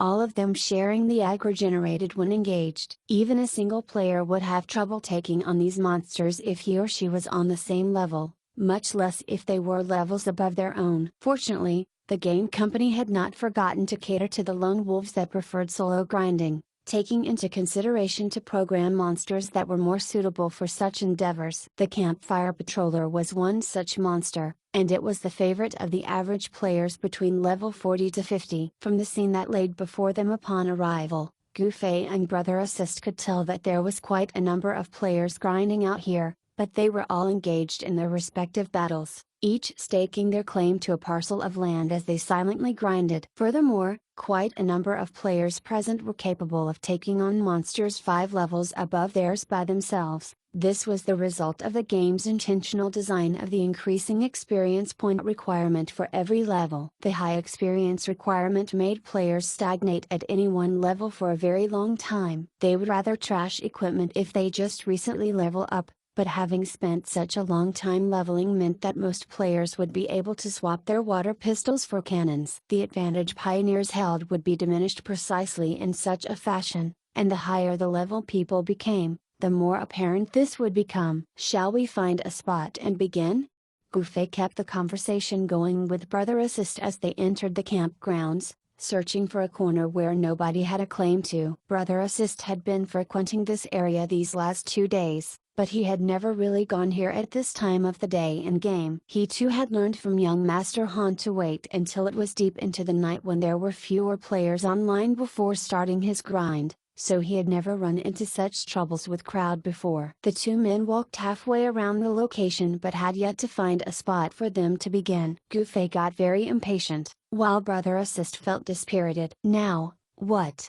Gufei asked. Brother Assist really hoped that Gufei would be able to clear out a spot, but he knew that, even though the latter hardly batted an eyelid when killing players, he would never act like an unreasonable tyrant, so all he could do was sigh. Let's keep walking around. If there's really nowhere free, we'll just come by another time. Okay.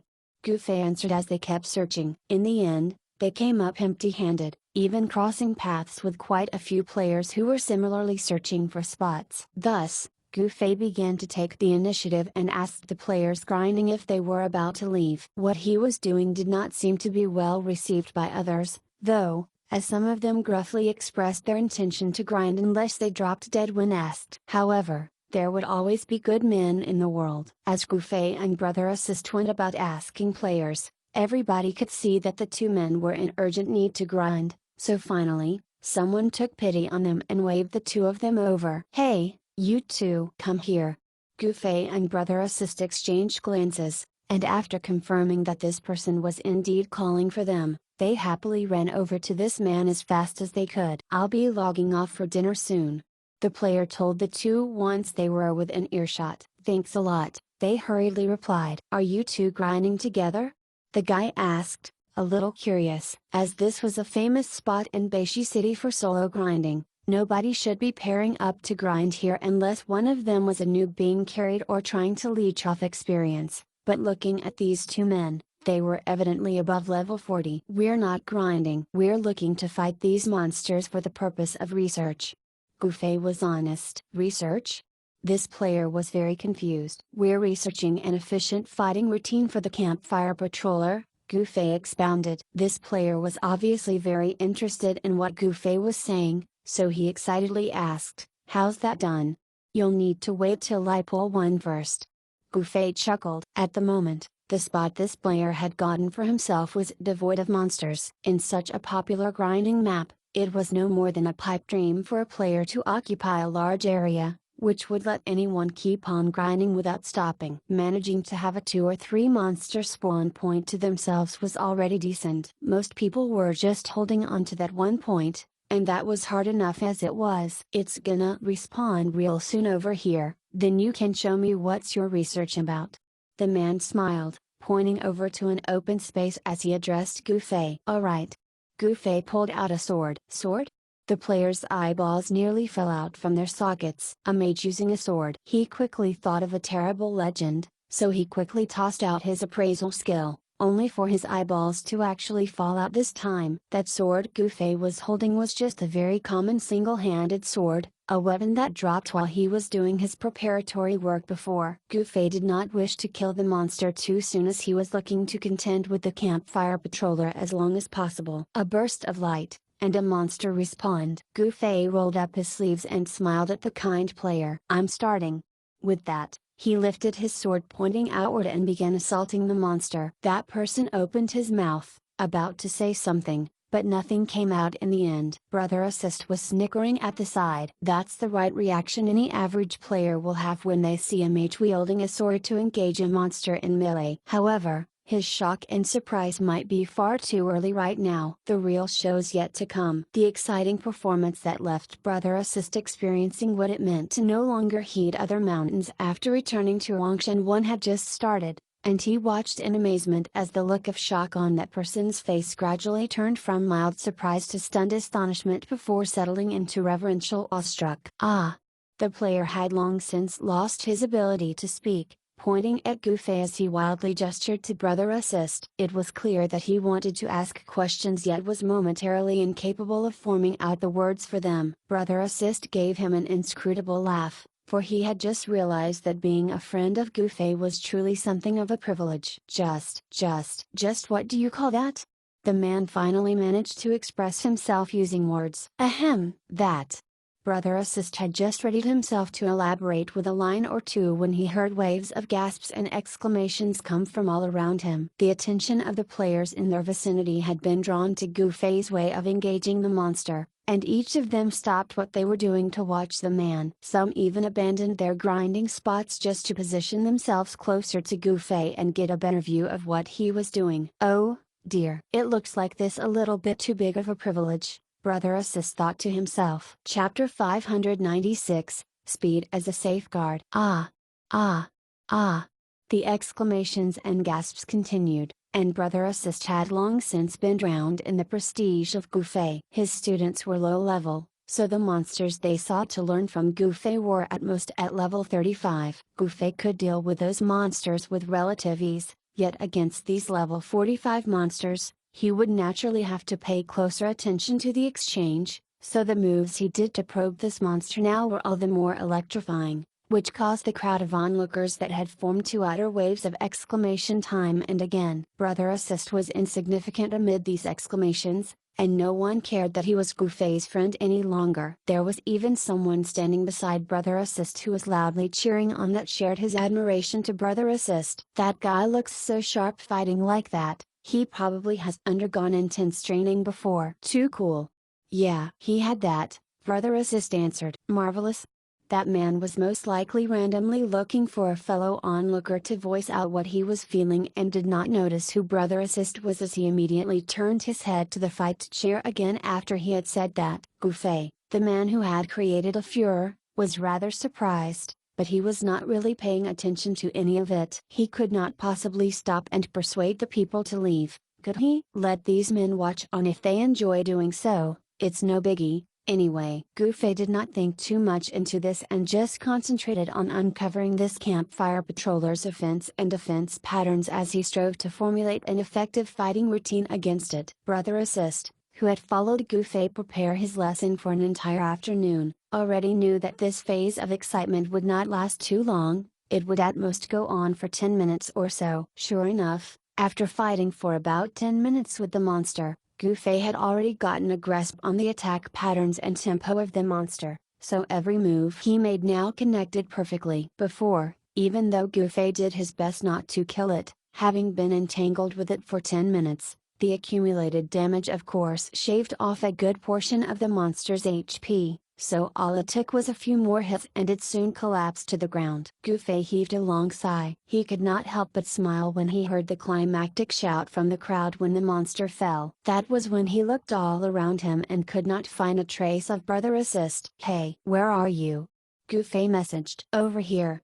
Brother Assist's voice came from within the crowd. The man struggled to squeeze his way through the packed onlookers, sighing in relief once he was out. Since more and more players gathered around to watch the fight, it grew crowded to the point that he got stuck somewhere in the middle, almost finding it difficult to catch his breath within it. The crowd watched the two men meet, and Brother Assist felt ill at ease being watched by so many pairs of eyes, yet Gufei appeared to be completely unbothered by their audience, merely continuing to do his work as he calmly spoke to Brother Assist. I've got a good read of its moves. Now, we move on to the next step. Right now? Brother Assist asked. With so many players watching them, while they were clearly not doing anything wrong, Brother Assist still subconsciously felt a little diffident about it. Then, how long must we wait? Gufei was nonplussed. There's no need. You can continue. Brother Assist gritted his teeth and bore with it. If the man in the limelight had no qualms about it, there was no reason a bit character like him would need to feel thin-skinned about it. Gufei nodded and quietly waited for a new monster to spawn. The players around the two could tell what he was doing, but no one said a word. Each of them was silently waiting for the next part of his performance. The way he had fought the monster just now left the crowd wanting for more, and right now, everyone had forgotten that they were playing a MMO. I'm afraid that you guys are gonna be disappointed this time. Brother Assist laughed bitterly. This was because he knew that what Gufei would be doing next was not the least bit exciting, and in fact, it would be exceedingly boring as he would repeatedly do moves to formulate the ideal fighting routine for the monster, and these would all be moves that Gufei had picked out from the first wave of probing he had done before. Actually, these moves would be the creme de la crop. But it was as the saying went, insiders will see the sum and substance, while outsiders will merely see the hustle and bustle.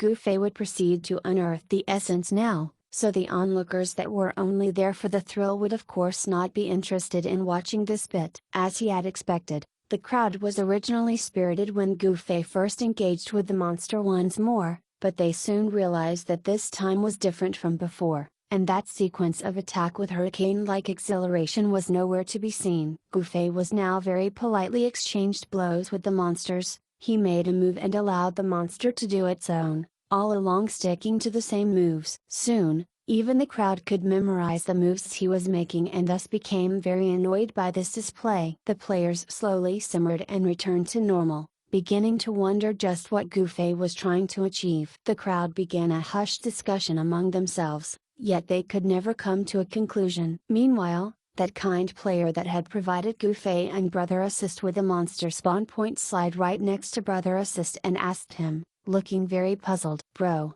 just what is he trying to do?"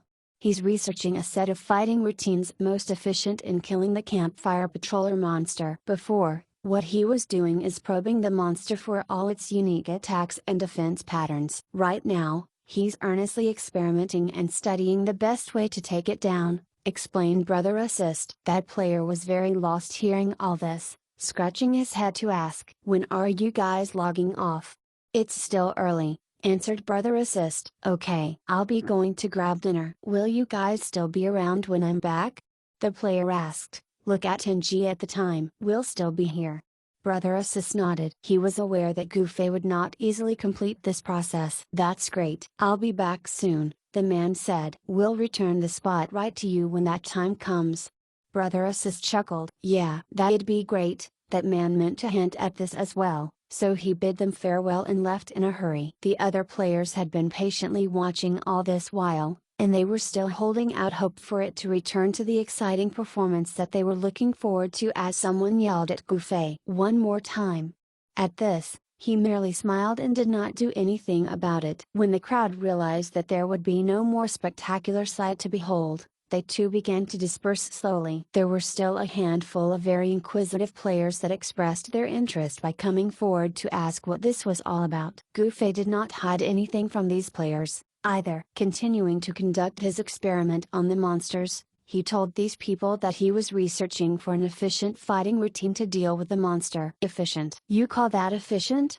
The people acted as if they had heard a joke and laughed sardonically before leaving. Very evidently, while Gufei killing the monster was very thrilling to watch, to gamers, it was no more than watching a very exciting martial arts display. When it came to killing monsters, that one kill took over 10 minutes. If that was what it meant to be efficient, that would just be downright comical. Gufei was not concerned with these men's attitude, though, and just continued focusing on the matter at hand. Meanwhile, those people who had left would occasionally turn their heads over to take a look, checking to see if there were any changes to his actions. Ultimately, all they saw was the same boring old exchange until, finally, they no longer paid attention to what Gufei was doing. This level 45 monster was obviously far more difficult than the other SIS students had sought him out for. Gufei spent almost an entire class period before he succeeded in sequencing a fighting routine specifically for the campfire patroller. Brother Assist,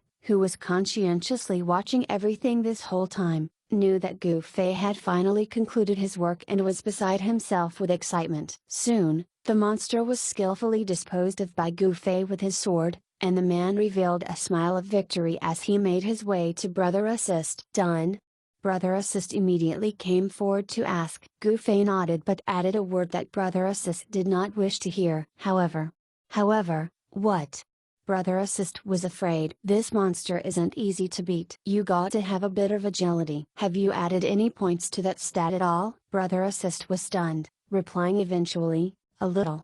He had originally been faithfully following the stat point allocation of priests used, but had all his points reset once he advanced to a Dark Knight. As the Dark Knight was a job class that had not undergone thorough research by the masses yet, the ever-prudent Brother Assist added some points to the stats he believed was necessary while setting aside the remaining stat points in the meantime, prepared to allocate it accordingly once there was a clear consensus on the ideal stat point distribution for Dark Knights. Oh, how many have you added?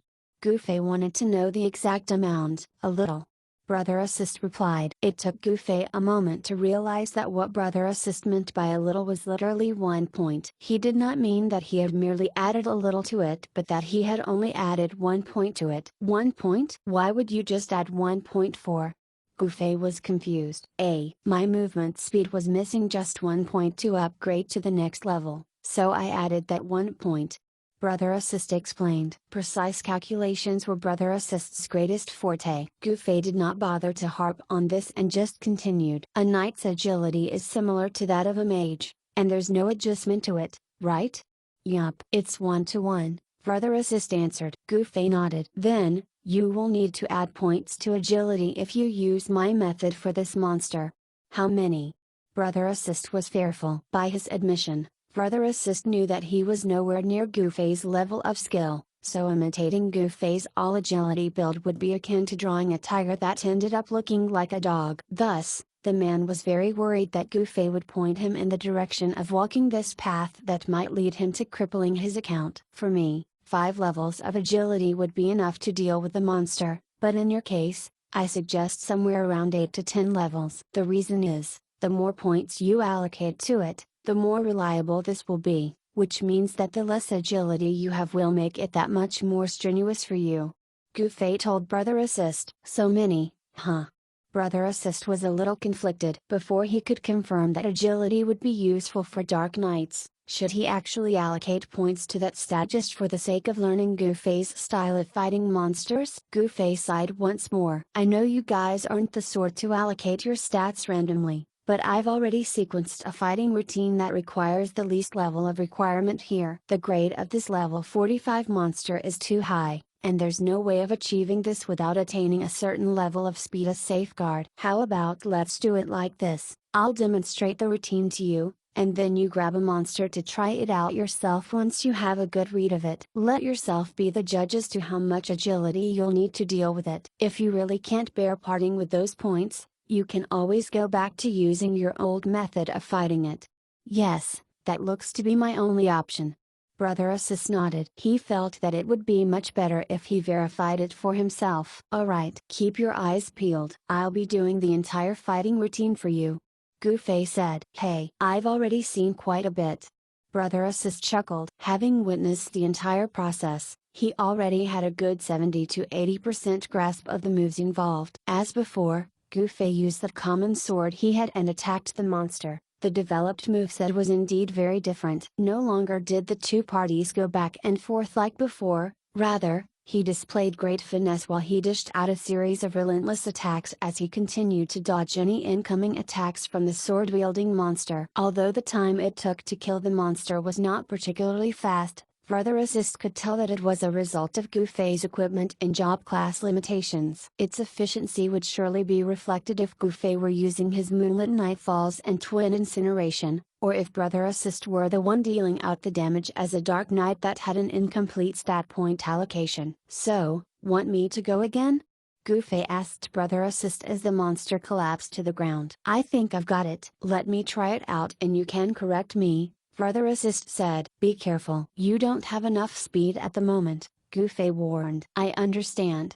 Brother Assist said as he pulled a monster to try his hands on this new fighting routine. He could still remember each step and action Gufei had done in his mind. Seeing the monster come forward with a swing of its torch, Brother Assist immediately stepped to its side, but a burning sensation overwhelmed his shoulder. Sure enough, since his speed was slow, he could not completely dodge its torch. Ultimately, having been thwarted in that first move, there was simply no way he could continue any of the steps after. To give a simple example of this, the routine Gufei had developed specifically countered the monster's actions. ABC was used against the monster's 123, and because Brother Assist did not have enough speed to pull this off, what would be an 8 to deal with 1, Brother Assist only managed to execute half of it, resulting in him being unable to dodge its attack. To make matters worse, the monster would follow up with 2. Yet he had no way of responding with B because he was still in the middle of executing A, so he ended up taking the hit from 2 as well, and so on and so forth. Similarly, the monster was ruthless in his execution. Thus,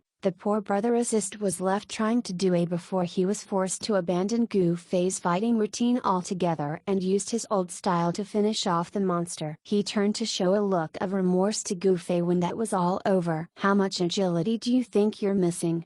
Gufei asked. Brother Assist was unable to answer him. He was skilled in calculation, yet he could not grasp such a fine detail when it came to actual combat. "Let me show it to you twice more, commit it to memory," Gufei said. "Alright." Brother Assist was a little helpless, an intense ideological struggle raging within him. "Look closely." Gufei attacked. Brother Assist saw a streak of purple glow brush past and belatedly realized that the mage was now holding onto his moonlit nightfalls, which gleamed threateningly. Even though he was not using any spells with it, the damage it dealt was nowhere the same as that lousy sword from before. Adding the fact that Gufei had on various gear which increased the chances of proxing additional attack, the monster was slain even more quickly than before, thereby demonstrating the word efficiency in its truest sense. "What do you think?" Gufei smiled. "Fuck." Brother Assist was dejected. Yes, Gufei did not try persuading him to allocate points to agility directly, but he opted to using this method to tempt him, and what made it all the more worse was the fact that he was sorely tempted after watching that display, and he could feel that impulse to change to an all-agility build. "Here comes another." Another monster spawned, and Gufei yelled at the top of his lungs as he came forward to slay it. This time, he was even luckier than before, and he managed to land more procs of additional attacks, causing the monster to fall all the more faster. Brother Assist forcefully restrained himself further. "Fuck me. That's too indomitable." "Has your development been a success?" This voice suddenly came out of nowhere. Gufei and Brother Assist turned around to look and saw that the kind player from before had already finished his dinner and made his way back, just in time to see Gufei's last 2 demonstrations. The man could really experience what the word efficiency meant this time around, and even an outsider like him could tell that this was the real deal. "That's right." Gufei nodded. "How did you do it?" the man asked. "I'll show it to you when a new monster spawns." Gufei chuckled. He had never once treated this routine of his like a precious treasure. "Alright." This man was extremely excited. He felt as if he were the main character of a novel right now, doing an insignificant good deed in exchange for a reward of heroic proportions and supreme knowledge that would all soon be imparted to him. A monster quickly spawned, and to ensure that the man could get a clearer view of what he was doing, he had his lousy sword equipped once more, and the damage he dealt this time was far less, causing the word efficiency to disappear in the wind when the monster was finally defeated. The player was very confused. "Why is it that this time?" "I've done it intentionally, so you could clearly see what I was doing," Gufei explained. "Huh?" At this moment, another monster spawned, so Gufei swiftly re-equipped his gear. With his moonlit nightfalls in hand, he turned around and sent forth a twin incineration, insta-killing the monster when 2 streaks of flames connected. Gufei sheathed his weapon and faced the dumbfounded player. "Look, you couldn't even see anything when I did it like that." Chapter 597, Teacher is about to erupt. You, a sword bathed in a dark purple sheen, a black mage robe, and a propensity to insta-kill things without batting an eyelid via twin incineration. This time, Gufei's image completely fit his legend to a T, and this player's right hand pointed at him tremblingly. In the next moment, He covered his mouth with it and took several steps backward. "Are you 1,000 miles drunk?" The player finally managed to squeak this question out. "You know me?"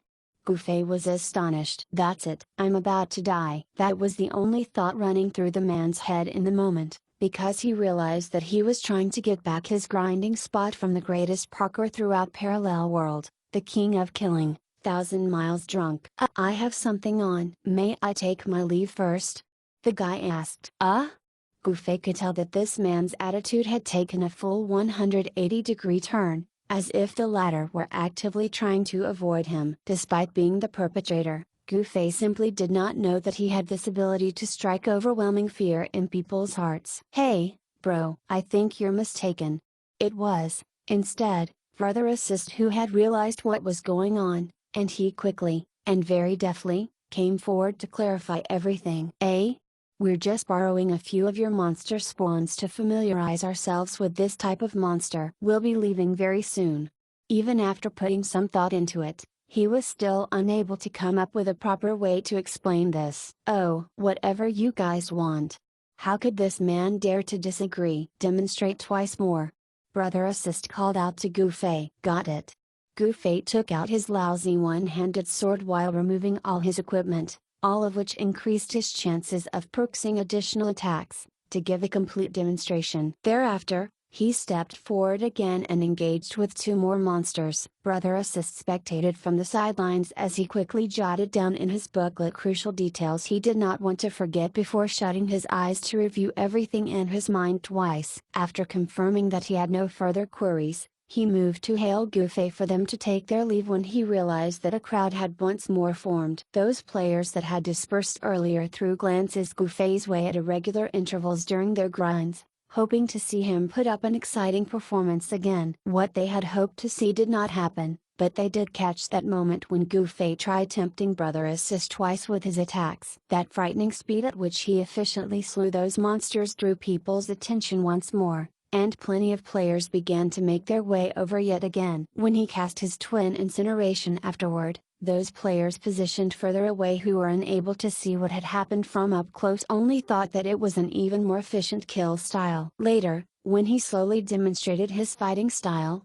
the players who had seen the previous two efficient kills came to a realization: this was a demonstration Gufei had intentionally slowed down for the two players to watch. "An expert. I've met a living and breathing expert today." The players were all excited. There were often a few schools of fighting styles in MMOs, and even though everybody used those, very few actually knew the creators of the said styles. A preeminent master capable of pioneering a new style was like a godly existence in these people's hearts and minds. Now that an expert of originator caliber had appeared in their midst, the adulation of all these players had already surged forth like open floodgates. There were even some players who had noticed that Gufei was only a mage, and that there was likely to be a cap to the level of damage he could deal. Were they in his shoes, their eventually increased damage output would surely result in an even greater efficiency. This could possibly double their current rate of grinding or, perhaps, even triple it. 7 bottlenecks. 10 great adepts. 5 unyielding experts. The number 1 sovereign. It was as if every title were waving their hands at them. Many of these players were daydreaming, only to realize that there were people running toward Gufei,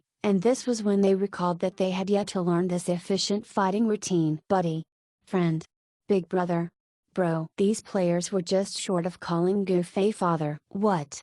Gufei had quite a fright. Before, when the crowd surrounded him, they were merely watching, but this time, these men were not simply onlooking, they actually looked to be steadily making their way over to him. "What was it that you just did there? Teach us." One of the players called out in a northeastern accent, expressing what everybody was thinking. Gufei beamed. "You wish to learn?" "Yeah. Are you a warrior?" Gufei glanced at the man. The person nodded vigorously. "Did you add points to agility?" "Agility?" That person was stunned. It was not that warriors refrained from allocating points to agility, but it was most definitely not something most people would think to do. This sort of fighting routine requires at least 8 levels of agility for any job class that are not inclined to that stat. "You're a warrior, so you will have to calculate just how many points you need," Gufei explained. That man was in shock. Sure enough, It was hardly surprising that there were certain stat requirements for some fighting styles, but any requirement toward agility would more often be for some manner of kiting. This person was clearly fighting in melee range, and it was truly rare to find one that would still require agility. After a moment's pause, the man asked, "Bro, have you allocated points to agility as well?" "How many?" He could tell that Gufei was a mage. "All agility." Gufei chuckled. "An all agility mage?" The crowd was astonished. Next, they noted his black robe, his superiority, and his expertise. This man was the legendary, 1,000 Miles Drunk? There were a good number of players who had paid attention to the discussion regarding Gufei, so quite a few of them had easily summoned his name now. More people that know me?" Gufei expressed the same surprise as before, while Brother Assist was already laughing bitterly at the side. He could tell at once that Gufei did not visit the forums, for the man had no clue even now how explosive his name was out there. The name was on the level where players bragging in their posts about their indomitability would face replies, such as, "Go challenge 1,000 Miles Drunk if you have got the guts," and the original posters would suddenly disappear from their threads in response. "Bro, you're my idol." Many mages squeezed through the crowd, fighting for a chance to call Gufei their comrade. Because of his existence, those who were mages felt that they were magnificent existences themselves, and that just sharing the same job class made them a cut above the rest. Ahem! Gufei felt awkward, for he had never thought that this would happen. The scene was now in an uproar. Not many displayed abject fear like that man from before when they first heard 1,000 Miles Drunk's name come up, and a majority of them were more curious about this expert. Given that the legend himself was right before their eyes, each of them bravely came forward to see the man's true colors personally. "Whoa! Is that the rumored moonlit nightfalls?" Someone enviously fawned as he stared at that level 22 trash deer one-handed sword Gufei was holding. "Fuck! What do you even know? That sword's been sold off days ago. Do you know its selling price? 20,000 gold coins." Someone, who was up to date with Gufei-related news, said. A boisterous discussion ensued, where the man of the hour, Gufei, could not even get a word in edgeways. It was unknown just where the king of mediation, Brother Assist, had ducked in such a chaotic buck drop, but it clearly showed his stance to wash his hands from smoothing things over with this crowd. "Bro, is it true that the fighting routine of yours requires agility?" Finally, someone pulled the conversation back on track. "Yeah, mages and knights will need at least 8 levels worth of agility. The more agility, the safer it will be. The other job classes must adjust it according to their calculations. A sword has to be the weapon of choice," Gufei stated. "Will daggers work?" a thief asked. "Daggers have too short a reach, meaning, there may be times when your attacks fail to connect. Gratuitously wasting opportunities like that will just undermine your goal of efficiency," Gufei explained. The crowd was stunned. Following which, there was a unanimous question. "Can you teach us?" Whether they had enough agility or the right weapon, all of them had the same idea: "I'll learn it first and then try it for myself later." "No problem." Gufei happily agreed. Applause immediately rang out, and plenty of players invited him over to their respective grinding spots as they boasted about the quantity of monsters spawning in their place, their good attitude, and presented them to be the best companions to grind against. "Hey, no need to be this courteous. Anywhere is fine."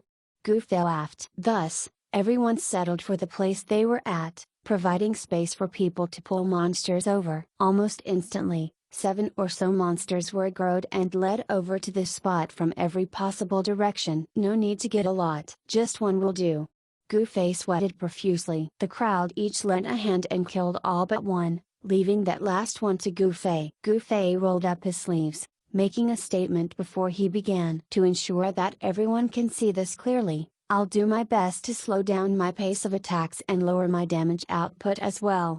Everyone in the crowd nodded accordingly. Brother Assist was currently huddled under a large tree away from the crowd, yawning. He was thinking to himself just how kind and honest Gufei was. It was unlikely for any experts, even the honest to a fault sword demon, to be as patient if put in his shoes. Gufei slowly demonstrated the entire sequence once within the crowd, addressing the people after he was done. "Do you guys remember it?"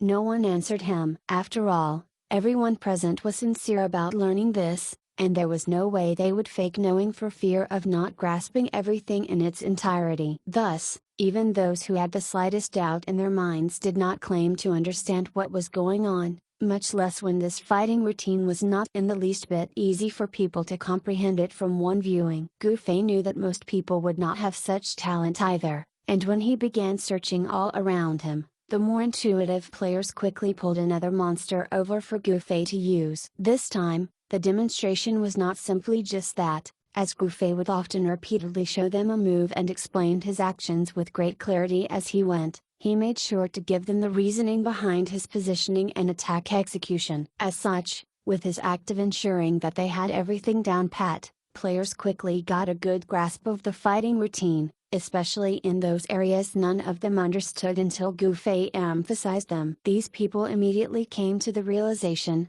oh, yeah, hitting the monster this way in this part is far simpler and more straightforward. Why haven't I thought of this before? Once this monster was killed off, Gu Fei once more asked the crowd if they had any further questions. This time, quite a few of them shouted that they understood, causing the others who were still lost to panic. They had no wish to lose this chance of learning just because some person stepped out to represent the crowd, and indirectly misrepresent their own grasp of the routine. This was an area for solo grinding, after all, and almost none of them had come here with a friend. No one knew each other, so if they did learn this, there was essentially no way that they could ask about it anywhere else. Hence, these players were not courteous and shouted that they were still uncertain. Gu Fei did not falter and could only pull another monster to explain everything again. After this third demonstration, he asked the crowd if they understood everything now. There were those that shouted that they did, but a majority still belonged in the other camp. Gu Fei was beginning to feel annoyed. These gathered people were not young noobs like his students, rather, they were adults possessing greater understanding of this game as players capable of grinding monster 5 levels above theirs. They were experts in their own rights, so there was no reason for them to still be clueless about this after hearing and seeing his thorough explanation and meticulous demonstration. Wise. Are they making fun of me? Gu Fei was suspicious, sternly regarding these players around him. That was when someone pitifully asked, "Bro, can you explain it one more time?" Gu Fei looked at the man's yearning gaze and judged that he was not faking it. Thinking that it was possible for some people to have terrible comprehension skills, he decided to demonstrate it once more. Just as a monster was instantly brought to him proactively, Gu Fei received a message from Brother Assist. "This won't ever end if you keep going like this." "What?" Gu Fei asked. Those guys at the beginning mostly left to grind on their own, and new players ended up streaming in to watch your demonstration. "How long are you going to keep teaching there for?" Brother Assist could see the whole situation from outside the crowd. Plenty of players beyond curiously joined in when they saw this crowd forming. In the end, upon realizing that there was someone giving lessons, those clueless latecomers, who had only seen what had happened once, or even less than that, as well as those curious players, who were streaming non-stop, shouted accordingly. "What do I do?" Gu Fei asked. "I don't know." Brother Assist was amused. He was truly looking forward to seeing how Gu Fei would extricate himself from this situation and had his quill and booklet at the ready. This was a scene worth recording. Gu Fei scratched his head in exasperation as he looked around. "How many of you out there still don't get it? Raise your hand for me to see." A sea of hands shot up, with some even raising both arms. "One last time," Gu Fei declared. "All right." Those that were present naturally cheered. Why would they even care about those who would come after them? Gu Fei nodded, and a monster was brought to him pronto. Pulling its aggro from a player, his demonstration and explanation began once more. Outside the crowd of players, Brother Assist continued to snigger. Well beyond the crowd, he could of course not see Gu Fei's demonstration, but he could hear the latter's voice. At the same time, he easily caught sight of players running over from every direction, and he knew that Gu Fei's last time would definitely be rescinded again, since it would be the newcomers that would do so. After another demonstration was completed, Gu Fei wiped off his sweat and proceeded to walk away without saying anything else. In the end, another player leapt out piteously. "Bro, can you demonstrate it once more? Didn't I already tell you that that's the last time?" Gu Fei asked. "When did you say that?" "We don't know what's on, we've just arrived." This person looked questioningly around him as he said this. Yeah, we've just arrived. Do it once over. Many others begged. Goofy might be someone who stood resolute in the face of the bigger picture and would never yield to force or words, yet in the face of such minor matters, he was actually easily susceptible to persuasion. Hearing all these people pleading, Goofy relented with a sigh. Just how long do I have to keep demonstrating if you guys leave once you understand the routine, only for newcomers to take your place?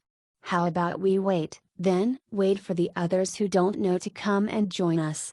These people actually did not care for the others at all, but now that Goofy had mentioned it, in order not to further trouble this expert, they were willing to make sacrifices and show the admirable trait of being considerate and willing to wait for those interested in learning this to turn up. And so, the crowd of players began to wait patiently. Goofy, who had been at it for a whole afternoon now, was feeling a little weary, so he sat on the ground to rest up. At this point, plenty of players who were curious at the large gathering of the crowd, came over to take a look. What they saw was a mage in black robe sitting in the middle of the crowd and those around him not saying a word. These players all wondered what sort of performance they had stumbled upon. Some attempted to ask those around for an explanation, but all they got was a gesture for them to remain quiet. Everybody seemed to realize that their hero was resting, and none of them dared to make a noise. All the latecomers to this situation could not bear to leave despite not knowing what was going on. So this crowd only increased in size until even Brother Assist,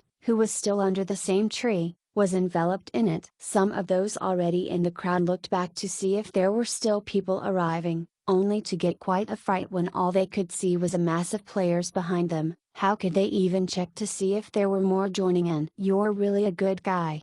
Brother Assist, who was getting squeezed into this mass of players, privately messaged Goofy to express his awe. The crowd of players thronged, yet Goofy enjoyed a good clearing within. At this time, the man stood up and looked around. All he could see was players, so he nodded and said, "This is quite the crowd. While I'm grateful. Do tell me, where are the monsters going to squeeze through now that you're all here?" The crowd broke into a cold sweat. The wilderness camp was now completely occupied by this mob of players, and all the campfire patrollers got slain by them the moment they popped up. As this was all a simulation of reality, this meant that there would never be any possibility of something spawning over something in place. With the entire area brimming with players, the spawn points of monsters would be adjusted accordingly. After all, there was no way that they could overlap on the players. The order in the wilderness camp had been completely ruined as a result. There was no way for his demonstration to begin without any monster, so the players closer to the action began to panic, yelling to those in the outer circle, "Pull a monster in." Alas, many of those in the outer perimeter of this crowd had no idea what was happening. They only joined the crowd in the spirit of wanting to see what the hubbub was about, so they were completely oblivious when they heard this shout, yelling back, "What monster? What for?" Almost instantly, the crowd descended into chaos. "Everyone, silence!" Goofy bellowed. It was obvious, though, that his voice alone could not drown out the cacophony of yells around him. After bellowing a few more times, people finally began helping him by echoing his shout until all the players were enthusiastically yelling, "Silence! Silence!" It was quite the phenomenal incongruity. In any case, after a few more rounds of silence going around, silence really descended among them. Goofy cleared his throat and shouted as loud as he could, "Can those people at the back see me?" "No." A united voice answered. Goofy scratched his head, for there was nothing he could do for them, either. Looking all around him, he suddenly saw a unique rocky outcrop, meters high, in the distance. It was a naturally formed perfect podium. He raised his hand to point over there. "Position yourselves below that rock." That rock was very prominent in the wilderness camp and was, in fact, a landmark of sorts in the area called 9527, after the longitude of its coordinates. Everyone in the crowd responded quite enthusiastically to this, fighting with one another as they made their way over. Goofy was neither too slow nor too fast as he pushed through the crowd. None dared to get in his way, anxiously giving him space when their paths happened to be intersecting his. Goofy was like the eye of a whirlpool moving down a stream. Everything spiraled in activity around him, leaving Brother Assist feeling jealous as he was left dizzy with the moving crowd around him. The players quickly gathered below the 9,527 rocky outcrop. A wide lane was intentionally left open for Goofy to make his way over. He was like a Hollywood star walking the red carpet. Hefting his robe in the breeze, he slowly walked right below the rock, suddenly pointed his finger upward, and disappeared. The crowd was surprised, but people soon spotted him standing atop the outcrop. Applause and cheers resounded, even as a good portion of the people gathered asked, "What's all this about?" "Watch and you'll find out." Those in the know were too lazy to explain it. "Get a monster over!" Goofy called out. There were of course plenty of monsters now, but drawing a monster over was hardly an easy task, especially when everyone thought that they had to bring it atop the outcrop. When Goofy saw how they were all clueless as to how to achieve this, he directly addressed the crowd. "Get a fighter to bring a monster up here with seismic toss." Suddenly coming to this realization, they began searching for fighters in their midst. Following which, many fighters stepped out and ran forth to grab hold of monsters. Goofy glanced at the time and saw that this had dragged on past his dinner. His friends list was lit by the glow of players online. "Sir, where are you? Why aren't you here yet?" The messages from his students began coming in. Goofy laughed bitterly, replying, "Your teacher's about to erupt." Chapter 598, A Genius at Business. "Sir, where are you?" Goofy's student hurriedly asked, none of them understanding why their teacher was about to blow a gasket. "Wilderness camp." "You guys shouldn't make your way over, it's too dangerous here," Goofy replied. Given that it was a level 45 grinding map, it would naturally be dangerous for his low-level newbie students. Goofy had to protect them from themselves. "Then, what do we do?" His students were children, after all. With Goofy making decisions for them over these past few days, none of them knew what to do with themselves now that they were abruptly given free rein. "Go a level on your own. Teacher here will join you all once I'm free," Goofy replied. Having settled his students' matter, he watched the crowd below the 9,527 outcrop open a path for those fighters to bring monsters over as these men all began letting each one over modestly. "You first." "No, you." "It's better if you go first." Goofy, who was standing atop the outcrop, was piqued. "Just toss one over already." Finally, everybody elected the fighter at the forefront as there was barely enough space for him to kite a monster and was at risk of dying to it at this time. There was no time for civility, so the man grabbed hold of the campfire patroller's waist, lifted it, and flung it over. Everyone's gazes followed the monster as it flew up and fell back down. The monster went straight up with a player's seismic toss, before landing squarely back down at the same spot on the ground. The crowd all looked at this man with contempt, and the player himself felt rather embarrassed by his performance. Swiftly adjusting his position again, he gave it another try. The throw this time was perfectly placed as the monster went out in a perfect parabolic arc and landed right onto Goofy's feet. With his sword at the ready, Goofy lashed out. White light shone. The monster had been slain. Goofy laughed bitterly. "Go easy, bro. You barely left it a sliver of HP with that toss. How am I supposed to fight it like that?" All the fighters realized what he meant. This was not the time for them to show how powerful their equipment was. Thus, each of them removed whatever they had that increased damage, working with the bare minimum as best as they could. Quite a few of them even went as far as to remove all their equipment, revealing their torso. Unfortunately, because their figure followed what they had in real life, many found a chunk of gut hanging there. "Hup!" Another fighter heaved, using both his arms to pick up the monster, only for it to slam headfirst onto the rock. Players raised their middle fingers at the fighter, and even Goofy shook his head vigorously. Thereafter, a third, fourth, fifth, etc. made similar failed attempts. Goofy was on the verge of falling asleep. There were not many people who chose to play as fighters in Parallel World to begin with, and an even smaller portion of them had made it to level 40. Within this subset, an even smaller pack was capable of solo grinding monsters 5 levels above theirs. Simply put, there was just this handful of fighters in the huge crowd present, and it just so happened that these few were struggling with completing this minor task. A good 80% of the attempts ended up with the monsters crashing right onto the rocky outcrop. The fighters were also in anguish at this, for none of them had ever practiced doing anything like this before. It was nothing but a large rocky outcrop and not a plateau. Certain parts of it sloped,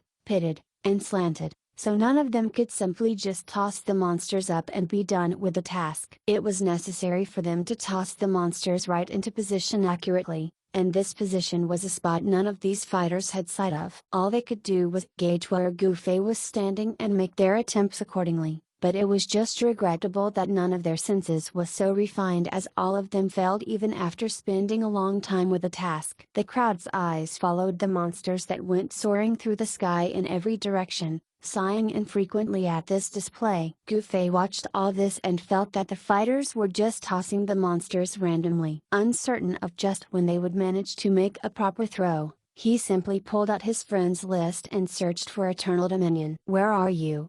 "Strolling around."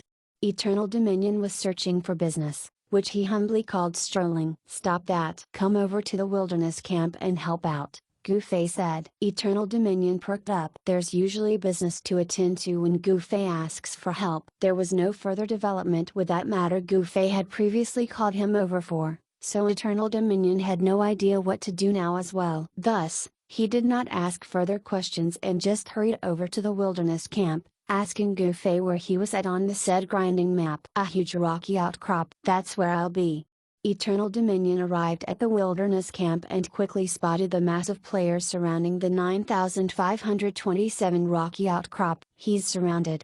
Eternal Dominion got excited as he started calculating how much he would earn for each kill here, considering how large this mob was. However, when he got closer, he realized that Goofy was sitting all calm and composed atop the outcrop, not looking in the least bit like someone trapped. Meanwhile, there were monsters infrequently shooting up in the sky, creating quite the spectacular sight. Eternal Dominion strove to squeeze his way through, and the players whom he tried squeezing past all turned to let him through the moment they saw that he was a fighter. Reality proved that those fighters present were not up to the given task, as none of them was lucky enough to resolve the matter. Everyone had enough seeing how long they were taking to muddle their way through this. Eternal Dominion's arrival gave the crowd an impression of a savior descending into their midst, despite none of them being aware just who this person was. Goofy had quite the range of vision standing so far above the masses, so he had long since spotted Eternal Dominion coming over. He waved at the fighter shuffling through the crowd. Eternal Dominion waved back as he continued to make his way over. "Toss a monster to me."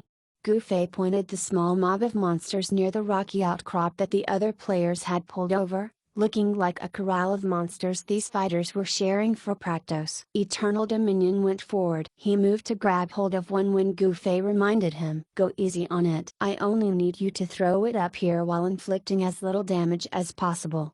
Eternal Dominion paused, deftly shed his equipment, and grabbed a monster. With a wave of his arms, the monster was tossed in the air as per the rest of the attempts, except that it landed squarely right by Goofy's feet. Applause thundered. Eternal Dominion was nonplussed as to why this applause happened. After recovering from this moment, he cupped his hands at the corners of his mouth and shouted to Goofy, "What did you call me over for? It's fine already." Goofy shouted back. The players were still applauding. There was no way that he could be heard without raising his voice. "What?" Unknown if Goofy did not do what Eternal Dominion did, but despite shouting deafeningly, Eternal Dominion could not catch a word Goofy said. "I said it's fine."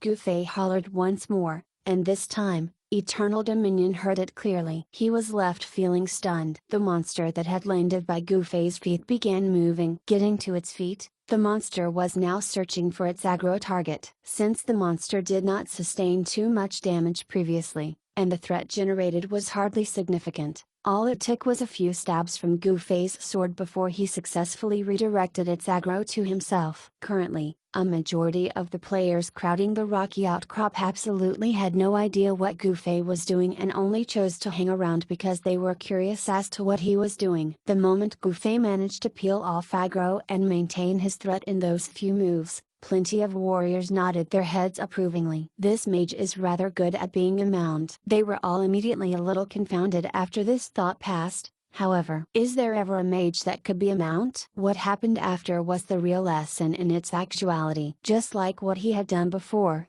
Gufei continued explaining his actions as he fought the monster. It was at this time when quite a number of clueless players began chattering. The crowd buzzed, and many players could only see Gufei's lips move but could not hear what he was saying. Barks of admonishment were thrown, and curses were soon flung in every direction. The players' thronging was in chaos, but even without anyone stepping out to maintain order, they all soon became quiet, as everyone's eyes were now drawn to him. The mage was not lecturing at the moment, but was instead demonstrating a very vivid and flashy swordplay, which quickly captivated everyone present. Once everybody was breathlessly staring at this display, Gufei cleared his throat. "Now that you're all settled, let's officially begin the real demonstration."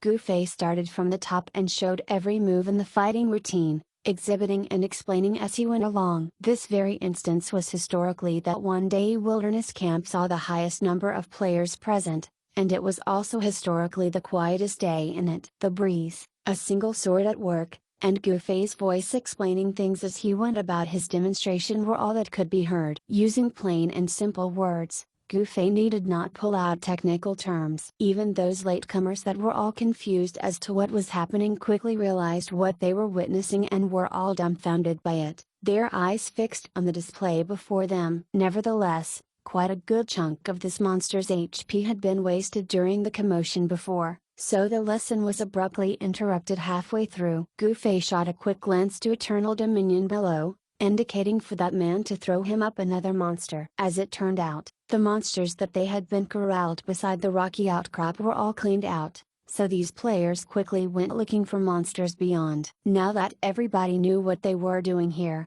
the whole process went smoothly. Pulling a monster, they brought it right over to Eternal Dominion, who then grabbed onto it and tossed it right up, letting Gufei leash the aggro and continue his explanation. Once that monster was killed off, Gufei did not bother asking the crowd further questions but, instead, gestured for another monster. He repeated the whole process once more for the players present before sheathing his sword. "Alright, everybody should have a good idea at this point, right?" The people nodded vigorously. Standing from his vantage point, Gufei felt that the crowd was a field of flowers swaying in the breeze. "A lot of you joined us late, so you guys might not know about the two key points I've highlighted before. First, job classes whose agility remain unadjusted will have to at least pour in 8 levels worth of that stat. More agility means much better control. As for job classes that have their agility values modified, you'll have to do the calculations yourself. Second, the weapon for this fighting routine must at least the length of a single-handed longsword, otherwise there's no way you can achieve this efficiency." This one utterance was like tossing a stone into a tranquil lake, creating thousands of ripples. Going according to Gufei's strict requirements, pretty much all these gamers would be unable to use this fighting routine. The job classes that had plenty of agility like thieves, archers, and fighters would all use weapons that did not fit the requirement, whereas job classes that used one-handed swords like the warriors, knights, or whose weapons reach was even longer than the one-handed sword, such as the mages or priests, would hardly have enough of the agility required. As a result, his fighting routine was essentially useless since no one would be able to make use of it. Those already aware of this fact intended to first learn it before making further plans, but a substantial number of the latecomers were a little displeased with this. Having confusedly followed along this matter for such a long time, they wasted quite a good chunk of their time and emotional investment in this. It was as if the roast duck they had been looking forward so much arrived on their table finally, only to discover that their chopsticks were halved, making it impossible for them to snag any chunk of the meat with it. None of them was happy in the least at this outcome. And so, the whole lot of them descended into chaos again, with some people begging and crying while others making an uproar. All of them were ultimately hoping that Gufei would be able to solve this problem. However, none attempted to threaten the man by exerting their numerical superiority, for none of these people was familiar with one another, and everybody knew just the identity of this hero and what he was capable of. Before Gufei could give them an answer, Eternal Dominion already leapt right onto the rocky outcrop with a swallow dropkick, and had clambered atop in a few deft moves as he flashed the thumbs up at Gufei. "To think you could come up with such a wonderful way of earning money, just how did you develop your brain like that? I'm totally impressed." "What do you mean?" Gufei was mystified. Eternal Dominion had his arms opened grandly, facing the crowd and booming, "Everyone, please settle down." Nobody knew who this fighter was, but they recognized him as the very same man who had successfully been tossing the monsters up onto the rocky outcrop, and given how he had successfully climbed his way up with such ease, he showed a level of dexterity that nobody present could achieve, so the crowd began to simmer down and hear what this expert had to say. After that performance, I'm sure everyone is very clear that their grinding efficiency will increase by 2 or 3 folds using this fighting routine. Even though I know everyone here is unable to achieve this due to the harsh requirements mentioned, there's no need for any of you to worry. We will soon be pushing out a routine that's even more targeted, one which is in accordance to your job class, your stat point distribution, and a particular monster. Every such routine, Eternal Dominion abruptly stopped at this point of his speech as he turned his head over to Gufei and whispered, "How much should we price this?"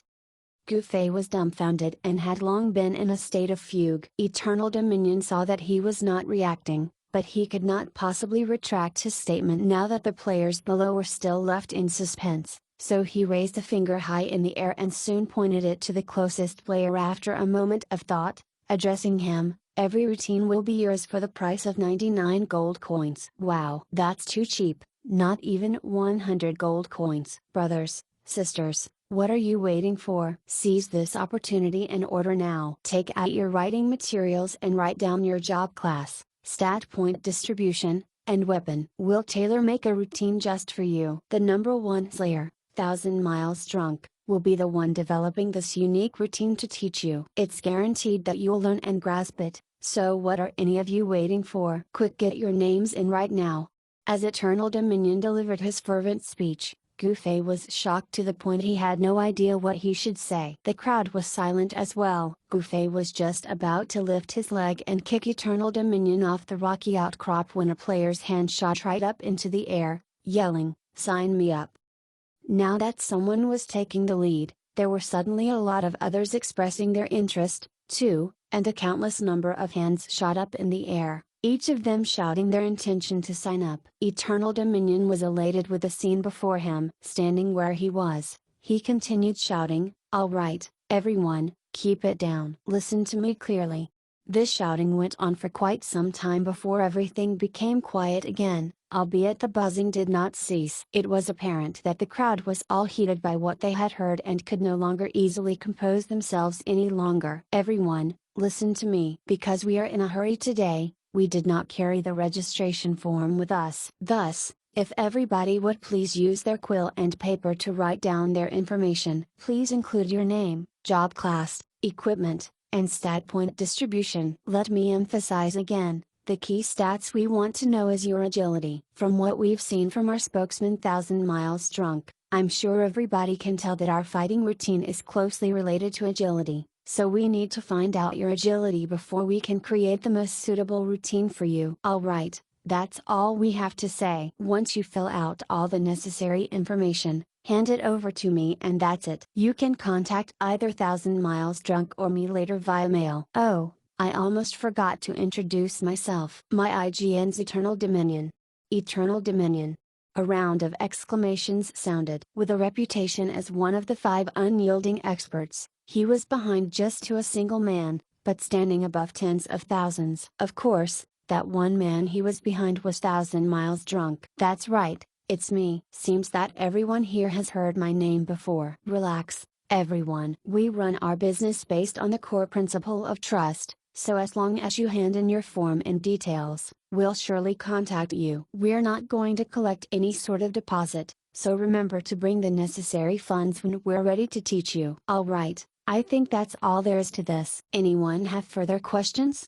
Eternal Dominion asked. Everybody had seen all sorts of things that could be sold, but this was the first time anyone had heard of selling some fighting routine. Even though they found it strange, there was no doubt that the fighting style Gufei had taught them before was the real deal. If they were truly able to master it, 100 gold coins would not be expensive at all. As for all the terms and conditions Eternal Dominion mentioned, nobody thought that there was anything suspicious about them, So none of them hesitated any longer and each brought out their writing materials to submit their names. A good portion of them chose to hand it over to Eternal Dominion by hand. Everyone was more at ease when they did it like this as it felt more like a real transaction. Don't worry, everyone. We'll separate everyone's details by groups and contact you all through the system. You guys need only to do is check your mail from time to time to see if you receive our reply. It's fine even if you delay it, for we have no expiry date for this. We just have to keep in contact with another, and that will do. Ha ha ha. How about today? Will there be anything arranged today? Some of these players could hardly wait. I'm afraid today is impossible. After all, we need to rest and prepare as well. Everyone, please head back. We'll soon be in contact, don't worry about it. Eternal Dominion patiently explained. Those players that had submitted their names and information each left with a sense of great anticipation. Why would any of these players be in the mood to grind at this point? All of them were busy dreaming of the day when they would grasp their personalized routine and work hard once that time came. Wilderness Camp, which had always been teeming with players, actually turned into a true wilderness after this. Some players who had no idea of what had transpired still came over to grind, and they simply could not fathom what exactly had happened when they saw how barren the place was of people. Eternal Dominion hugged that whole pile of registration forms, hastily shoving it into his dimensional pocket. He lifted his head and, with a glance, saw Goofy still standing atop the rocky outcrop, posing like an immortal existence. Eternal Dominion squinted in the daylight as he looked at the man, exclaiming after he confirmed that he was still alive. That's too incredible. No wonder you're lauded as a genius. It makes sense why your Goo family is doing so well in the business sphere. I bet everybody in your family is adept when it comes to business. Just awesome. I did a rough calculation, and I believe we've received about 1,000 names or so. There should also be a bunch going to send their details by mail, so if a person pays 99 gold coins, with 1,000 players, heck, even 2,000. That's just too damn much. How are we gonna split this? Eternal Dominion was almost giddy from the ecstasy he was feeling. Goofy took a deep breath and lowered his head to regard Eternal Dominion. I think you're the real genius here.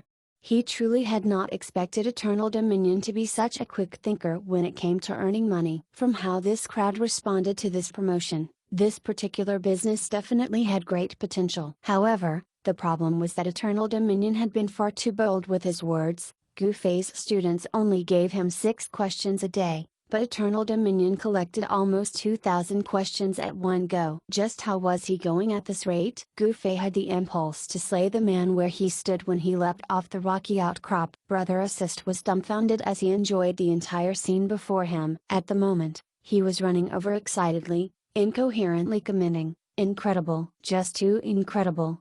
Chapter 599, This is a huge venture. Goofy expressionlessly stared at Eternal Dominion, who was unable to conceal his glee at this point. Grabbing the thick stack of registration forms the fighter had yet to fit into his dimensional pocket, Goofy swept his glance over it a few times before exploding. 2,000 applicants, huh? Tailor-made routines? Do you take me for a robot? Eternal Dominion was momentarily stunned, before saying, "Aren't we considered as robots in a game? Fuck." Goofy sent a sidekick at the man, but Eternal Dominion was also a martial arts practitioner himself. He moved his 2 arms forward to block, and since Eternal Dominion had more strength than Goofy in game, he emerged victorious from this exchange. Using both his hands to grip Goofy's ankles, Eternal Dominion gave it a quick twist and threw the mage away. Unexpectedly, Goofy took advantage of the torque from this move and lifted his other leg to sweep it right to Eternal Dominion's head. Having no choice but to release his grip to duck from this kick, Goofy spiraled in the air and was back on his feet when he landed. "Hold your horses." Brother Assist reckoned that this was his only chance to stop the 2 men from fighting further, so he recklessly darted between the 2 and raised his arms to hold either man back respectively. At the same time, he was mentally preparing himself to bring up his guard at any moment. Seeing that the 2 men had halted their movements for now, Brother Assist sighed in relief even as he quickly told Goofy, "Actually, this situation isn't as bad as you've imagined." Goofy turned to regard Brother Assist, indicating for the man to continue what he was about to say. "Even though there are 2,000 registrants, There are still only 7 job classes in this game. Furthermore, job classes have a set distribution when it comes to stat point allocation for the most part, and with others a limit to the potential variations of monsters. Having 2,000 registrants doesn't necessarily mean that you'll need to develop 2,000 different routines. A good number of players among these will surely have similar stat point to one another, Brother Assist reasoned. Gufei thought about this and indeed found it to be a reasonable assessment. With that, he lowered his head and peered through the forms. While the several he had glanced past all had different job classes, stats, and weapons, these players all chose the campfire patroller at the very least. Brother Assist took this chance to slide up next to Gufei, commenting as he skimmed through the forms in Gufei's hands. Look, these people are all requesting for a fighting routine to deal with the same monster. Although their weapons are different, what you've specified isn't the sort of weapon used by the length of weapon. Yeah? This will let you set a unified standard, so the final differences you get won't be too much. As for the issue with their stats, just like the requirement you mentioned about having 8 levels worth of agility, those that have half or full agility builds will have all achieved these criteria, so at this rate, there may not really be that much tailoring to do. You're not mistaken, theoretically speaking, but the monsters that a level 40 player requests are hardly weak by any metric. Plenty of job classes don't even add a point to agility, so how am I going to tailor-make a routine for them? Damn, Fallen Magister. That's a level 60 monster. Who's so excessive? Even I find it taxing slaying this monster, Gufei countered. Brother Assist almost fell to the ground, trembling as he asked, you can solo kill a level 60 monster? Of course. Haven't I mentioned this to you before? Gufei said. Not at all. Brother Assist was convinced that he would have sought to study Gufei's fight with it had he heard him say that. I haven't killed too much of it. Gufei only started killing level 60 monsters after he had crossed the level 40 threshold, so he only came across them a handful of times. What's this monster? Gufei saw a name he was unfamiliar with and asked Brother Assist. Brother Assist wiped off his sweat. That's a level 70 monster. He can tailor-make that himself.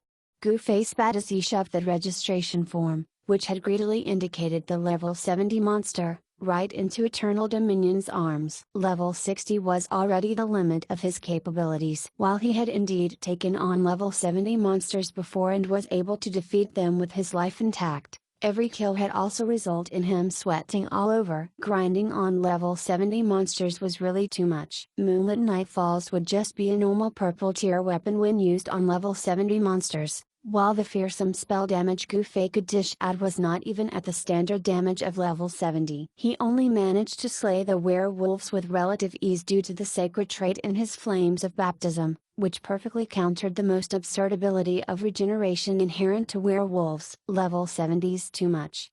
It was apparent that Eternal Dominion had also taken up on the challenge before, or he could not have made such a claim with certainty. Scratching his head, he said, we should be able to take on them if we work together, though. Gufei ignored the man. Brother Assist, who was quick on the uptake, said with a twinkle in his eyes, those guys that proposed such high-level monsters are clearly just up to tomfoolery and are taking the mickey out of you two. The players will definitely understand if you tell them that you can't kill them. Besides, the fact that you two can kill it by working together is a success in itself. Think about it, there's more experience to be had killing over-level monsters, so there's no need for that high level of efficiency you guys touted. As long as they can see a rate of efficiency beyond their usual grind, you have done your jobs. They want to learn a level 70 monster? Call them out to learn. You'll still be paid either way, whether they can master it or not is entirely up to them. But this guy said he can guarantee that anyone will grasp it upon learning. Gufei pointed to Eternal Dominion as he said this. He really shouldn't have said that. Brother Assist chose to stand with Gufei on this point. Eternal Dominion thought about it and saw the logic behind this. If a player did not have the level, stats, or equipment necessary to kill a level 70 monster, the more kung fu techniques they had to impart into the routine only meant that it would be all the more difficult for the average person to learn. This was especially true when it came to the sort of reflex that required years of training. There was really no way for him to guarantee that anyone would grasp it upon learning. Thinking of all these issues, which had risen from such specific details, Eternal Dominion slowly felt that he had indeed not put in enough thought into the matter and that he had truly been blinded by his potential earnings. So what should we do? Eternal Dominion was still holding that form Gu Fei had shoved into his hands, reluctant to let go. It's not a huge problem. Brother Assist was still the one with the most ideas. Since the average gamers don't have the ability to grasp how to kill these level 60 and level 70 monsters, just directly tell them that there's temporarily no business here, and no one will mind. It is those players who lack agility that you must consider how to help. You should prioritize your customers' needs, right? You ought to use your kung fu to serve your customers and not make the customers become accustomed to your kung fu. What this brother says makes a lot of sense. Eternal Dominion shook hands with Brother Assist. Is it possible to come up with a fighting routine that doesn't require agility? Brother Assist asked Gu Fei. Of course, it's possible. Eternal Dominion helped Gu Fei answer. Gu Fei helplessly let out a sigh. It is possible, but without the speed that comes with dexterity, players will have to depend on their individual reaction time to increase their rhythm, and learning that can be all the more difficult, and it may not even reach a satisfying rate of efficiency. Still, it would at least be more efficient than the efficiency the average players have with their current methods, right? Brother Assist pressed on. But, of course. Gu Fei nodded. Then, that's enough. Brother Assist confidently nodded. Does that mean we're still in business? Eternal Dominion was excited once more. All the issues Gu Fei had raised made him feel as if their business had run into roadblocks before it even took off. Those are more or less all the issues I could think of at the moment. Brother Assist would never give such a certain conclusion. In any case, there's definitely a market for such a venture. Even if you can't cater to every player, you'll still be in the green just from helping those that use agility. The sum of 99 gold coins is truly too much of a steal if anyone can grasp this sort of efficient grinding. Is that so? Eternal Dominion was very remorseful when he heard this. Actually, you have quite the experiential opportunity here. First, take this bunch of players registered to test and find out what's the effect. If it works, you can expand enrollment, and you could proceed to establish a more reasonable and developed groundwork. Brother Assist nodded his head meaningfully. What do you mean groundwork? The two other men asked. This thing here isn't that simple. Take these forms you have now as an example. There are 1,000 or so forms that you need to sort through, and there's probably more in either of your mailboxes awaiting retrieval and sorting. After that's done, you must make your way to the various grinding maps and spend even more time teaching those players. Sure enough, that was a lot of work. Gu Fei glared at Eternal Dominion, but he could also tell that this was indeed a pretty good method to earn money, far better than being a mercenary group leader like what Eternal Dominion was doing. Brother Assist's mind was occupied with details regarding this business right now, and he was getting more and more excited as he thought more about it. Gu Fei could tell from how the man looked that he had a lot to contribute to this venture. It worked perfectly in their favor as well, since Gu Fei and Eternal Dominion would both be busy developing and teaching routines. There was no way the two of them could cope with everything, so leaving Brother Assist to sort through all the information and other such administrative works would be a perfect match given his expertise and interest in such stuff. Let's return to the city and find somewhere to sit down and discuss this further. Gu Fei suggested. Today had really been a tiring day for him. The three men headed back to Beishi City, making a beeline for a tavern. However, they had pretty much covered everything they needed to talk about on their way over, so by the time they got seated in the tavern, Brother Assist was already talking about their glorious future. Job class, stat point allocation, equipment, and monsters. These things are actually all set in stone, so once we establish ourselves after a certain point of time, there may not be a need for us to do any developmental work. It'll be wonderful once we would get to that point. Information and resources we've used can all be recycled. Gu Fei, however, laughed when he heard this. That's a little too idealistic. This sort of thing, if I can teach it to someone, then someone can teach it to another person as well. Take that fighting routine for the campfire patroller I've taught you. If someone goes out to set up a bootleg copy of my class for 50 gold coins, will anyone even care to be taught by us? Brother Assist was stunned. Sure enough, he had forgotten to consider this very factor. and it turned out that this venture of theirs was not a monopoly. It was highly likely for this business venture to create a scenario where the student ended up starving the teacher upon further propagation. Can you guys utilize a teaching method that others will have no way of copying? Brother Assist asked. The two stared at him to express how ridiculous this idea was. In that case, we'll just make a quick turnover from this. We learn as much as we can while we still hold the market advantage. 99 gold coins is far too little, Brother Assist said. Then, how much do you reckon is reasonable?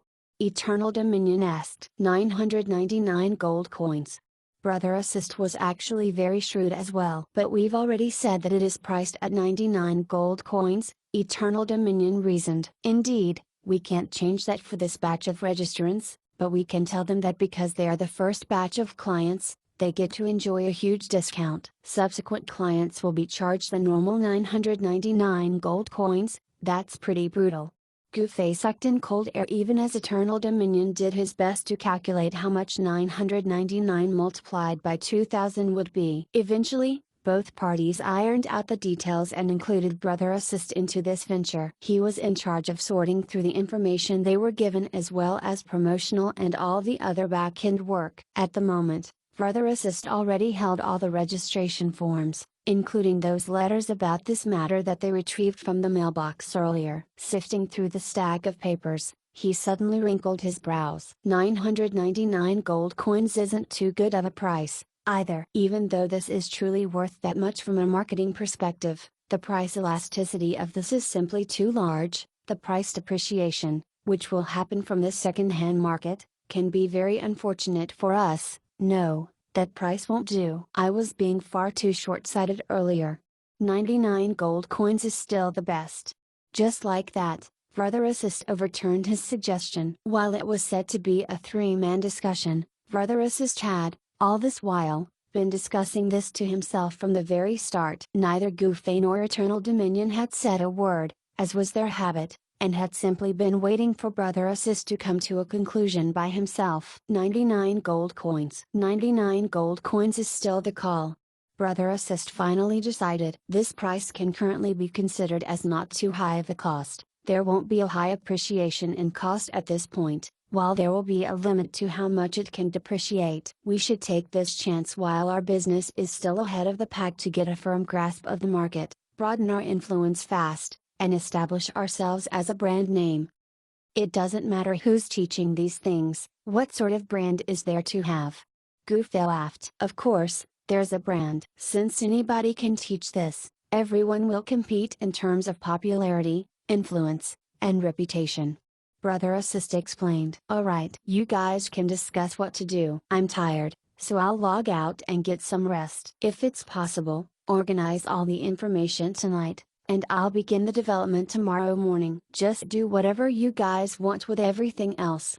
Goofy spoke as he got up, leaving Sans to care for the two other men's answer. Brother Assist was stunned for quite some time before he asked Eternal Dominion. This is a great business venture. Why does it seem that Miles isn't so enthused about it?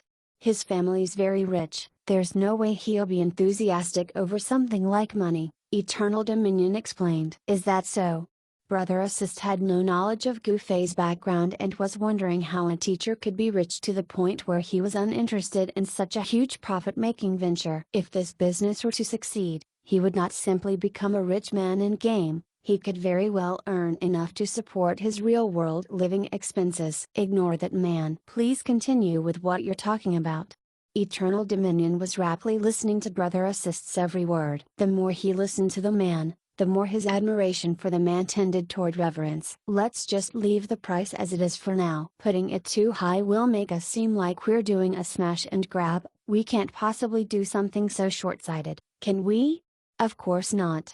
Eternal Dominion was already considering quitting his bodyguard instructor job if this business really took off. After all, there were far more players than there were students in that school, so using Brother Assist's words, if they wished to expand their influence in this to the point where the first thing all the new players would do was seek out Eternal Dominion and learn the fastest routine to approach monster grinding, they must invest time and effort in this. Just thinking of this delighted Eternal Dominion to no end. Brother Assist was very conscientious when it came to work, So after spending enough time over their prospects, he understood that the 2,000 registration forms before his eyes could very well serve as herald to the success of their new venture.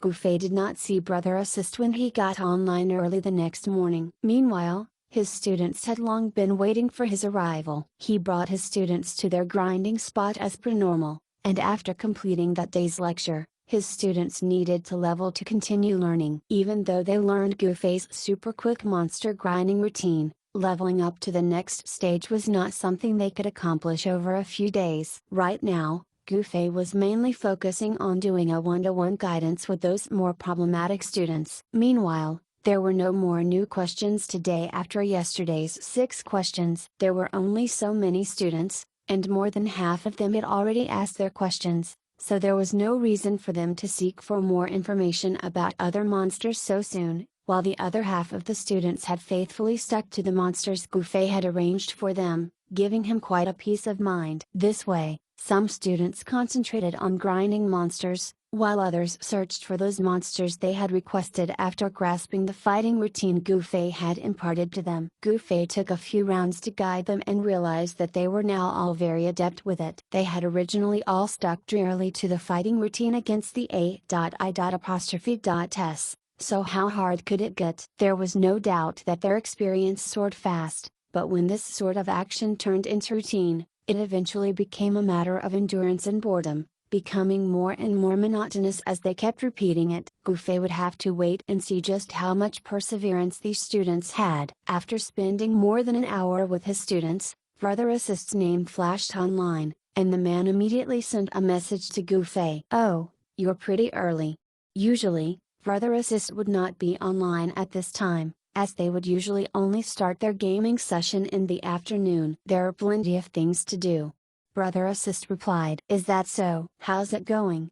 "This is my current plan. We can't possibly do one-on-one for this business with our clients as that'll just end up burning you guys out. I intend to accumulate similar requests until it reaches a certain number, maybe 500 or 1,000 players, before we officially begin our lessons. If we don't do it like that, won't either of you go crazy trying to teach each of your clients? Out of everything you've said from yesterday till now, this is my favorite." "So what's the initial number you're going with? 500 or 1,000? Gouffé asked. "We'll have to see how the actual situation pans out on the ground. The key is the location to do this sort of lecture. Take the wilderness camp as an example. Because of the 9,527 outcrops existence, it's the perfect place to conduct such large-scale lectures, allowing you to teach 2,000 players all at once. However, changing the location means that we need to adjust the number in accordance to the terrain we're working with," Brother Assist said. "Yes, you're right," Gouffé said. "The real tragedy is the City and Lenian City. I'm afraid that there's no way to do this sort of large-scale lectures in either of those cities thanks to the region's terrain, so we'll have to think of another solution," Brother Assist added. "Ahem, Brother Assist, you've really got your sights set far into the future, huh? Are you already prepared to promote the brand globally? Why don't we first concentrate on making sure that we can accomplish what we've got at hand before we worry about those?" Gouffé asked. "What we've got at hand? We've already completed some of it already," Brother Assist exclaimed. "What? Last night, a large quantity of the registration was from the wilderness camp, and the final tally for those players who chose the Wilderness Patroller was 1841. Furthermore, the situation was a lot more optimistic than our previous assumption. We managed to sort these 1841 players into 2 types. The first wields long weapons with little to no agility. The second holds short weapons with high agility. You already taught those with long weapons and high agility what to do yesterday, so Eternal Dominion focused on these 2 types, developing the routine and completely training those players. We've already earned our first bucket of gold. Is that so?"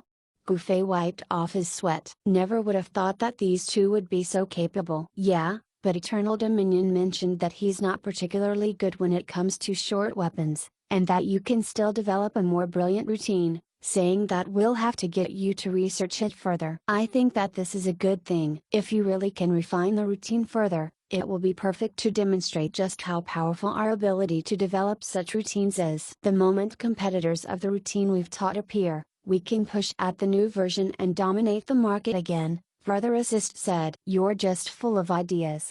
Gufei was impressed. Ignoring actual combat, Brother Assist was truly a formidable existence. Thank you, but I also have some bad news, Brother Assist added. What's that? Gufei asked. That night, not long after we've finished imparting our routine, there were already players in the wilderness camp undercutting our business by offering lessons for 50 gold coins, and it's not just one person. The players out there are really quick-witted.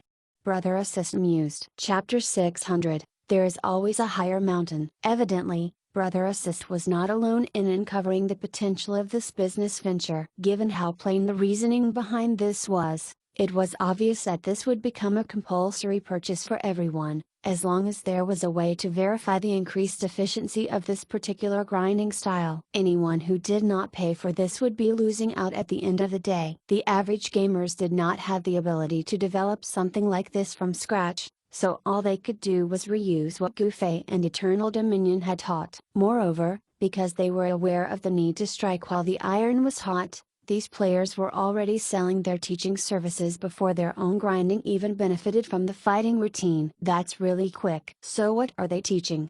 Gufei asked. Nothing much really. They have yet to even familiarize themselves with the routine. It's obvious that they're completely unable to demonstrate much efficiency to speak of, so they were essentially seen as a joke. In any case, they only have themselves to blame for being too anxious. The situation will change once they spend some time practicing, Brother Assist said. So what do you think we should do right now?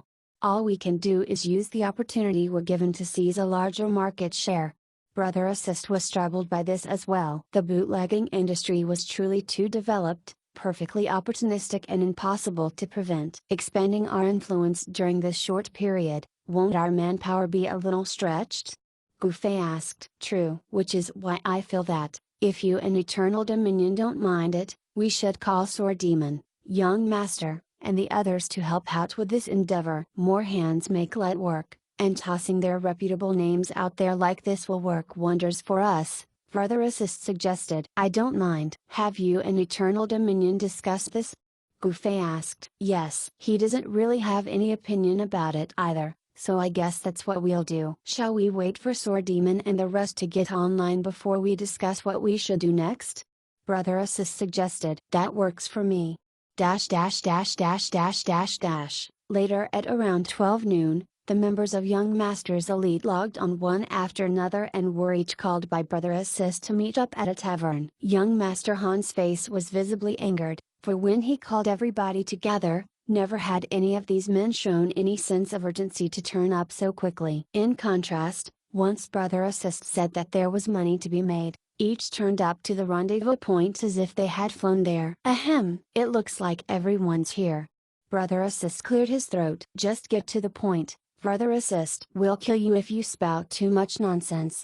War Without Wounds took the lead to express what everyone was thinking. Brother Assist was a little depressed when he heard this, giving a succinct summary of what had happened. We're depending on Miles again. These experts were all disheartened for a while. Why must this guy Gata always be so outstanding? Is there such a thing? Why haven't you mentioned it to us? Even though they knew that Gufei was not the sort to hide anything from others, they could not help but wonder why they were not informed of this wondrous grinding style he developed from the get-go. You guys are too strong to the point where you could all very quickly insta-kill those monsters through your own methods. What's the point of learning a different fighting routine? Gufei answered. What he said made all the experts feel all pleasant from head to toe, but they soon reacted when that was over. Who's insta-killing here? Who's the one who's able to insta-kill despite fighting over-level monsters? Are you talking about yourself? That's just an example. I just mean that you guys are already very strong, so learning my fighting routine isn't going to help you much, unless you guys believe that you share the same standard as Brother Assist, Gufei clarified. Who are you cursing? War Without Wounds slapped the table harshly. Brother Assist coughed loudly, feeling dejected to the point that he wanted to choke War Without Wounds to death. Let's get back to the topic. Sword Demon's concern was with the matter at hand. He was very interested in earning money right now, considering the mountain of debts he currently had. That's the situation at large. There's no need for me to tell you guys how huge a market we're dealing with here. I'm sure there's plenty of money to be made. If everybody chips in and helps out, we'll be able to split the earnings. How awesome is that? Brother Assist said emphatically. Enough with the chit-chat, young Master Han said, and just get straight to the point. Give us an overview of the present circumstances. Right now. Brother Assist told them about the greatest danger of piracy that they were facing, saying thereafter, that's why I feel the first thing we need to do is borrow the reputable names of the members of our mercenary group. We'll be leveraging our popularity to let people know just who the fighting routine can be attributed to. These experts felt good again when they heard the term reputable names thrown out, and just as Brother Assist was feeling delighted with his speech, he saw young Master Han's expression turn into one of contempt yet again. Crap! Brother Assist cried out in dismay to himself, already thinking of finding some ditch to slink into. Fool! The first thing you should be doing is taking control of the situation. Blindly advertising will just be doing a bout of promotions for those bootleggers as well, young Master Han said. Please go on. Brother Assist was not even going to argue with the man. Are we just gonna give whatever the clients want just because they ask for it? That's utter nonsense. Right now, we hold a monopoly, so they'll take whatever we give them. They literally have no right to choose. Young Master Han said. Everyone was staring fixedly at him. They had never seen anyone acting so excessive and high-handedly when selling things. As you've just said, it's fine that we're finished with developing the various fighting routines for the Campfire Patroller. Now, we will proceed with doing the promotion for the Campfire Patroller, and before the market gets saturated, we won't bother developing any other monster, young Master Han said. But when will the market ever get saturated? Only disseminating the fighting routines for one monster is as good as saying that the EXP gained from the Campfire Patroller is 2 to 3 times better than any other monsters out there. At this rate, won't players who don't normally kill that type of monster end up running over to do just that? Even those from cities that don't have this particular monster spawning will surely all make their way to Beishi City the moment they catch wind of this. Level 40 is where many players are right now, and with how huge the wilderness camp is, with so many monsters to go around, then Brother Assist did not dare to imagine what would result from this. Furthermore, there've already pirated versions of how to kill that grinding map's Campfire Patrollers. Just how much of this slice of cake can we eat if we stubbornly remain stagnant here? Young Master Han gave off a mirthless laugh, yet it was Gufei who quickly interjected. While they are stubbornly fighting over that small slice, we'll change over to a different slice. Is that what you're trying to get at? Young Master Han nodded. That's right. But we won't be accepting registration forms arbitrarily anymore and teach the routine freely. First, we do our promotion. Say that the next monster we're targeting is the Greenwood Bandit. We'll head to the forums and post a thread about it in advance, stick up notices about it in the game, and let all the players know that young Masters Elite will be developing the efficient monster grinding routine for the Greenwood Bandit. Get those who are interested in learning it to register and foot payment in advance. And when we reach the optimal number of applicants, we'll officially begin to teach them. We're getting these people to make payment in advance? But of course, there are some who might be worried and be unwilling to do so, so we'll just ignore those players. Considering the low price of 99 gold coins, and adding the fact that we've already proven ourselves, efficiency-wise, through the results from the Campfire Patroller, I doubt that we will lack people willing to pay in advance for it. Take everyone seated here as an example. If there's a method out there that can increase your leveling speed twice or thrice your current rate for only 99 gold coins, are you willing to risk it for the potential payout? Young Master Han asked. These men all exchanged glances. Young Master Han took a gulp of his liquor before continuing. Besides, some credibility may truly be attached to all your lousy names when we use them like this. You mentioned optimal numbers. What do you mean by optimal numbers? What makes it optimal? Brother Assist asked. The area of the grinding map, the number of monsters, rate of respawn, these are all variables that will remain constant. Thus, we can more or less calculate how many players is required before a grinding map becomes saturated. Of course, aside from a madman, nobody is actually gonna occupy a spot without rest or sleep, so if we consider staggering the rotation of players, I do believe that we can achieve a saturation of applicants up to 4 times and more for each monster we develop, young Master Han explained. Doing it like this will really make it difficult for potential bootleggers.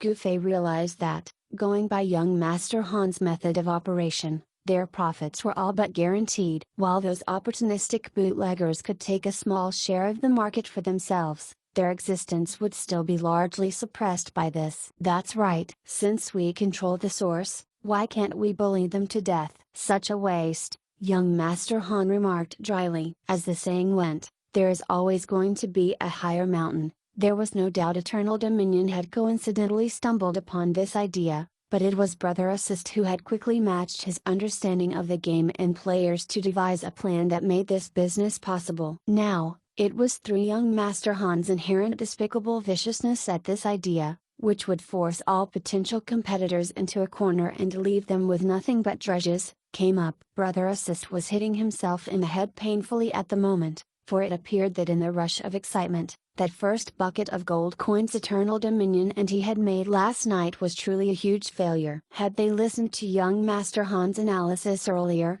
they could very well have gathered the optimal number of applicants using those forms they had collected. This meant that their first foray into the business, which would have been the most convenient way of getting attention to their business, would not be inundated with so many bootleggers like right now. At the moment, even though this starts a little bit of a mess.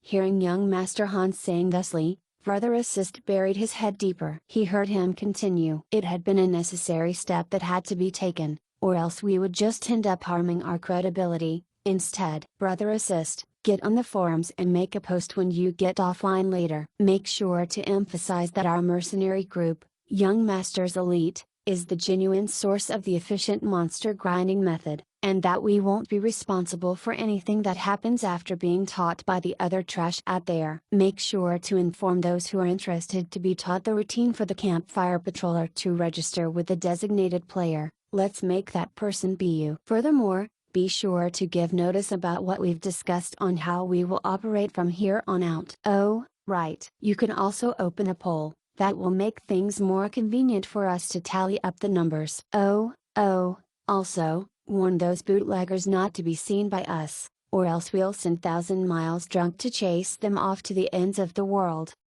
Hey! Gufei was dissatisfied, for he was not about to be bothered with such work. It's just a threat, young Master Han said to him. Anything else?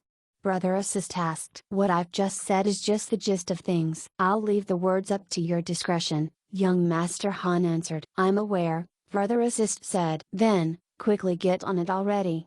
Young Master Han waved his hand dismissively. Brother Assist swiftly got up and headed to the door. The man took several steps before coming to a stop, suddenly feeling a little mistreated when he looked back. This was originally his plan, yet he was now running errands in the blink of an eye. Just how depressing was that? Before he could even get all his thoughts in order, the rest of the group was already staring at him suspiciously when they saw him suddenly moving after taking those few steps. Brother Assist rubbed his eyes a little before he departed from the tavern. The three of you. Young Master Han turned his gaze over to Sword Demon, Royal God Call, and War Without Wounds. You guys should be very familiar with the grinding zones that level 40s often visit here in Beishi City by now. Yeah? Split those up among you three. Conscientiously calculate the size of each zone, the types of monster present, their quantity, number of players, and everything. Isn't that Brother Assist's job? Royal God Call wondered aloud. What do you want to do right now, then? Young Master Han demanded. Royal God Call was astonished. If you're not doing anything, I take it that you don't want a cut of the profits? Young Master Han asked. What are you two still sitting around for? Let's hurry up and go. Royal God Call yelled as he leapt to his feet, fully expressing his enthusiasm. Brother Assist is off to promote, and we three are off to survey the maps. There's no need to talk about what Miles and Eternal Dominion are going to do, so may I know just what you are going to do? War Without Wounds gingerly asked young Master Han. I'll be heading to the wilderness camp to check out the situation, young Master Han answered. What situation? War Without Wounds asked. How am I supposed to know what's the situation if I have yet to see it for myself? Young Master Han retorted. War Without Wounds was about to say something, but Sword Demon and Royal God Call wedged their arms into his and dragged him off. Before they even left the establishment, they could already hear the two men criticize War Without Wounds accordingly. "Are you trying to debase yourself? We should be leaving as well." Young Master Han beckoned Gufei. The two soon arrived at the wilderness camp. Gufei immediately sucked in a deep breath when he got there. The sight before him was split into two different scenes, players having agility and those having none, and those using short weapons and those using long. Fighting with short weapons and agility was one such distinct fighting style, while the other was the usage of long weapons without agility. The players showed a varying degree of familiarity with their routines, but every player there shared the same characteristic of being red-eyed, which made Gufei reckon that they must have been practicing from last night till now, without getting any sort of sleep. A closer observation of either style, and Gufei realized that Eternal Dominion was not being modest when he said that he was unfamiliar with short weapons. The fighting style for the dagger was obviously not up to par to the efficiency he had shown with the single-handed sword, with plenty of details between the moves that were shoddily handled. It seemed that Eternal Dominion really had not studied much of short weaponry. Meanwhile, when the two men appeared in the wilderness camp and blankly stood there for a good moment, they were quickly accosted by interested parties,